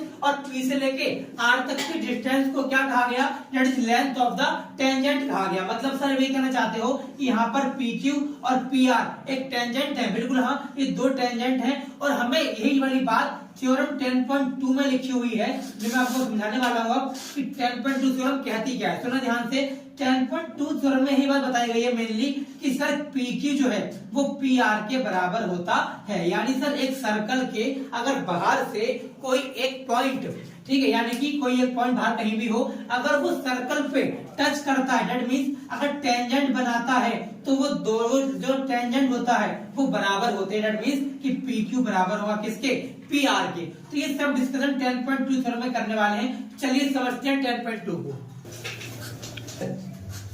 हाँ जी, तो बात करते हैं बेटा 10.2 थ्योरम की। जी हाँ बेटा, 10.2 थ्योरम जो एग्जाम में कभी आ जाती है डायरेक्टली, तो बहुत छोटी सी बात कही इसमें, क्या लिखा है, the length of the tangent. अब ये क्या होता है, समझाया था आपको, यानी कि टेंजेंट है उसकी दूरी, डिस्टेंस की बात करता है। तो sir the length of tangent drawn from an external point. मैंने बताया था आपको कि बाहर एक पॉइंट होगा, दैट इज एक्सटर्नल पॉइंट, बाहर का पॉइंट। जब एक बाहरी बिंदु किसी सर्कल पे ड्रॉ किया जाता है और वो टेंजेंट के रूप में ड्रॉ हो किसी सर्कल पर, तो जो बाहर से पॉइंट की लाइन गई है वो इक्वल होती है। ऐसा हमें 10.2 थ्योरम बताने की कोशिश करती है। देखिए करना क्या है सर, मैंने आपको समझाया था कि जो भी ज्योमेट्री का चैप्टर आएगा तो ज्योमेट्री के चैप्टर में आपकी मामूली आंसर शीट है, आपको इसे मैंने करने का तरीका बताया था। मैंने क्या कहा था कि सर हमेशा सबसे ऊपर यहाँ लिखो आंसर, जो भी आंसर एग्जाम में आया वो, सर यहाँ पे उसकी बनाओ आकृति यानी कि फिगर बनाओ, और फिर हमें क्या लिखो, यहाँ लिखो गिवन, क्या लिखो जी, क्या क्या दे रखा है क्वेश्चन में, उसको यहाँ पे लिखो आप, क्या आपको प्रूफ करना है, दैट इज टू प्रूफ, या किसी क्वेश्चन में कुछ फाइंड करना होता है तो आप लिख सकते हो टू फाइंड या फिर टू प्रूफ। और किसी क्वेश्चन में अपनी मर्जी से कुछ लाइनें खींचनी होती हैं, उसे कहते हैं कंस्ट्रक्शन। क्या बोलते हैं बेटा, कंस्ट्रक्शन कहते हैं। और फिर इसके जस्ट बाद क्या आता है, दैट इज सॉल्यूशन या फिर प्रूफ, दो वर्ड यूज करते हैं। तो इन दो वर्डों के लिए इस तरह का फॉर्मेट होगा, और लास्ट में सॉल्व होने के बाद आप एक बात लिखते हैं, दैट इज हैंस प्रूफ। क्या लिखते हैं बेटा जी, hence proof, HENCE, hence proof, ये लिखते हैं। यानी सर ज्योमेट्री वाले चैप्टर का, चाहे वो क्लास 10 का चैप्टर 6 हो ये वाला, या फिर चैप्टर नंबर कौन सा ये वाला 10 हो, इस तरीके से कुछ चीजें होती हैं। तो सर उसको करने का तरीका तो यही है, समझ गया सर। तो सर आप भी ऐसे करोगे, वहां पर देखो ना, दो गिवन मैंने क्या लिखा, मैं लिखा सर्कल, ये सर्कल है, इसमें सेंटर O है तो याद रखना जो मैंने खींचा डॉट डॉट डॉट डॉट ये सभी कंस्ट्रक्शन है, मतलब क्वेश्चन में एक बात गिवन नहीं थी, मैंने अपनी मर्जी से खींचा है, इसीलिए से कहते हैं कंस्ट्रक्शन। हिंदी में कहते हैं रचना, क्या बोलते हैं इसे? रचना कहते हैं। ठीक है, तो मैंने क्या किया, मैं लिख दिया क्या क्या गिवन है। मुझे कुछ समझ नहीं आ रहा था, तो मैंने क्या लिखा कि यहाँ पे सर्कल है, मैंने वही बात लिख दी कि सर्कल है, मैंने लिखा सेंटर ओ, मैंने लिख दिया सर्कल विद सेंटर ओ। और ये बता दें यहाँ पे क्वेश्चन में गिवन था टेंजेंट, तो मैंने लिख दिया एंड टू टेंजेंट, उनके नाम लिख दिए पी क्यू और पी आर। भैया इसके जस्ट बाद हमें क्वेश्चन में ये बात आज प्रूफ करनी है, क्या पी क्यू पी आर के बराबर होगा। चलिए बात प्रूफ कैसे करनी है, इस क्वेश्चन में खुद ही कहा गया है the length of the tangent, मतलब जो टेंजेंट की लेंथ होती है वो इक्वल होती है कि जब एक पॉइंट एक्सटर्नल पॉइंट की सर्कल पर आएगा। ठीक है जी, इसके बाद हम बात करेंगे सर क्या करेंगे, अपनी मर्जी से करेंगे कंस्ट्रक्शन। सर वो कैसे करना है, बीच में सेंटर ओ है, इस ओ को इससे मिला दो, किससे? क्यू से, और इस ओ को मिला दो आर से, और ओ को मिला दो पी से। तो मैंने यहाँ पे क्या लिखा, join O Q O P O R. Hindi में क्या लिखेंगे, ओ क्यू ओ पी तथा ओ आर को मिलाया। सर इसके जस्ट बाद आप क्या करेंगे, अब करेंगे सॉल्यूशन। देखो जो मैंने अपनी पहली बात लिखी बेटा, ये वाली ओ क्यू परपेंडिकुलर है पी क्यू के और ओ आर परपेंडिकुलर है पी आर के, ये बात मैंने अभी आपको समझाई थी। जी हाँ, थ्योरम 10.1 के थ्रू समझाई थी, लेकिन हाँ गलती से भी एग्जाम में सेम क्वेश्चन आ गया तो भाई यहाँ पर ये बात लिखा था ना, गलत हो जाएगा। ठीक है, थ्योरम 10.1 या थ्योरम 10.2 आप ऐसे वर्ड यूज नहीं कर सकते। इस थ्योरम में जो बात कही गई है वो आपको लाइन लिखनी पड़ती है। आगे मेरी बात समझ, चलिए आगे चलते हैं। अब भैया क्या करोगे आप, देखो जैसे मैंने ये लाइन खींची तो मुझे यहाँ पर दो ट्रायंगल दिखे। जी हाँ, उन्हें ट्रायंगल की बात करेंगे, एक ट्रायंगल OPQ, एक ट्रायंगल OPQ यानी कि ये वाला, और ट्रायंगल नीचे वाला OPR, ट्रायंगल OPR। और सर जब आपने बताया कि यहाँ पर जब आई विद 90 का एंगल बनेगा यानी कि दोनों की दोनों 90 है, जी हाँ यही वाली बात जो है बेटा वो थ्योरम 10.1 में बताई गई थी। अब भैया क्या करेंगे, अब कुछ करना ही नहीं है, अगर दोनों एंगल 90 है यानी कि दोनों बराबर है, क्योंकि 90 बराबर होता है 90 के, मैंने क्या लिखा, मैं लिखा एंगल OQP इक्वल टू है किसके, एंगल ORP के, यानी कि sir angle Q angle R के बराबर है। ठीक है, हमने समझाया था आपको, जब मैंने आपको ये वाला चैप्टर पढ़ा चैप्टर नंबर 6, तो मैंने समझाया था आपको कुछ कॉन्ग्रुएंसी के रूल होते हैं। आज वो कॉन्ग्रुएंसी सर्कल के रूप में जिंदगी वापस आ चुकी है, तो वही समझाने वाले यहाँ पर आप। सर OQP ORP के बराबर है यानी कि ईच 90 है, और सर OP OP के बराबर क्यों है, क्योंकि देखो ध्यान से, जब मैंने ये ट्रायंगल बोला मैंने तब भी OP लिया, और जब मैंने ये ट्रायंगल लिया तो भी OP लिया। दैट मींस कि OP is the base of the triangle. अगर OP इस ट्रायंगल का बेस है, आधार है, तो ये लाइन जो है वो दोनों ट्रायंगल में आएगी, इसीलिए लाइन बेटा दोनों ट्रायंगल में ही क्या है, कॉमन है। और बिना फिगर को देख के भी आप यहाँ से पता लगा सकते हैं। कैसे, देखो यहाँ भी लिखा है OP और यहाँ भी लिखा है OP, इस यहाँ पे क्या आ गया सर, OP दोनों में है। That means yes you can say कि OP equal to OP, that means कि यस ये कॉमन लाइनें बनती हैं। डन सर, इसके बाद देखो ना OQ बराबर OR, अभी आपने पढ़ा था, तो मैंने स्टार्टिंग में बताया था आपको कि जो सेंटर से लाइन जाती है वो क्या होती है, रेडियस होती है। तो क्या OQ और OR R है, और R की वैल्यू तो बराबर होती है, इसका मतलब OQ OR के बराबर होगा।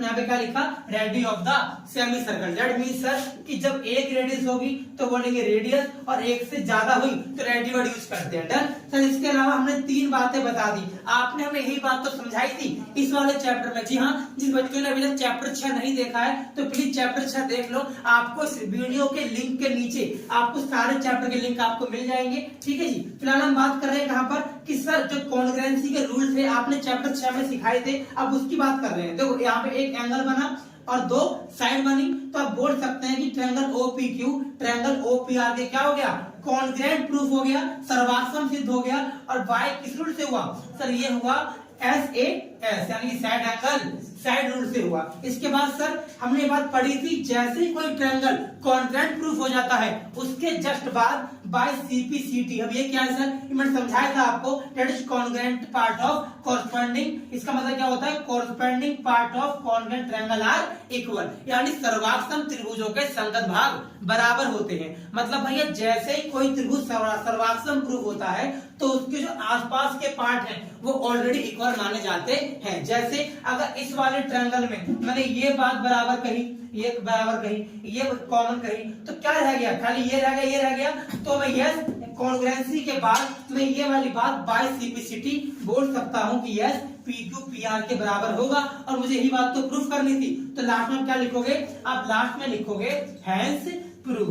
तो ये आपका थ्योरम 10.2 का सॉल्यूशन था, जो कभी ना कभी एग्जाम में डायरेक्टली पूछ चुके हैं। जी हाँ, 2018 की बात करूं तो 18, 19, 20 में डायरेक्टली क्वेश्चन क्या होता है, ऐसा लिखा आता है, और ऐसा लिखने के बाद वो कहता है तो आगे ये ना लिख के यहाँ पे क्या लिखता है, प्रूव डेट, और पूरी लाइन सेम छाप देता है। तो आपको इसके अंदर पूरी थ्योरम 10.2 को समझाना होता है। तो आई होप बेटा आपकी वीडियो अच्छी लगी होगी। वीडियो को लाइक करना मत भूलना, और हाँ काम की बात बेटा फोकस जरूर करना किस पर, क्वेश्चन 6 से लेके 13 तक। जी हाँ, आपकी क्लास 10 की बुक के 10.2 के अंदर जाओगे तो वहां पे आपको क्वेश्चन 1 से लेके 13 तक क्वेश्चन देखने को मिलेंगे।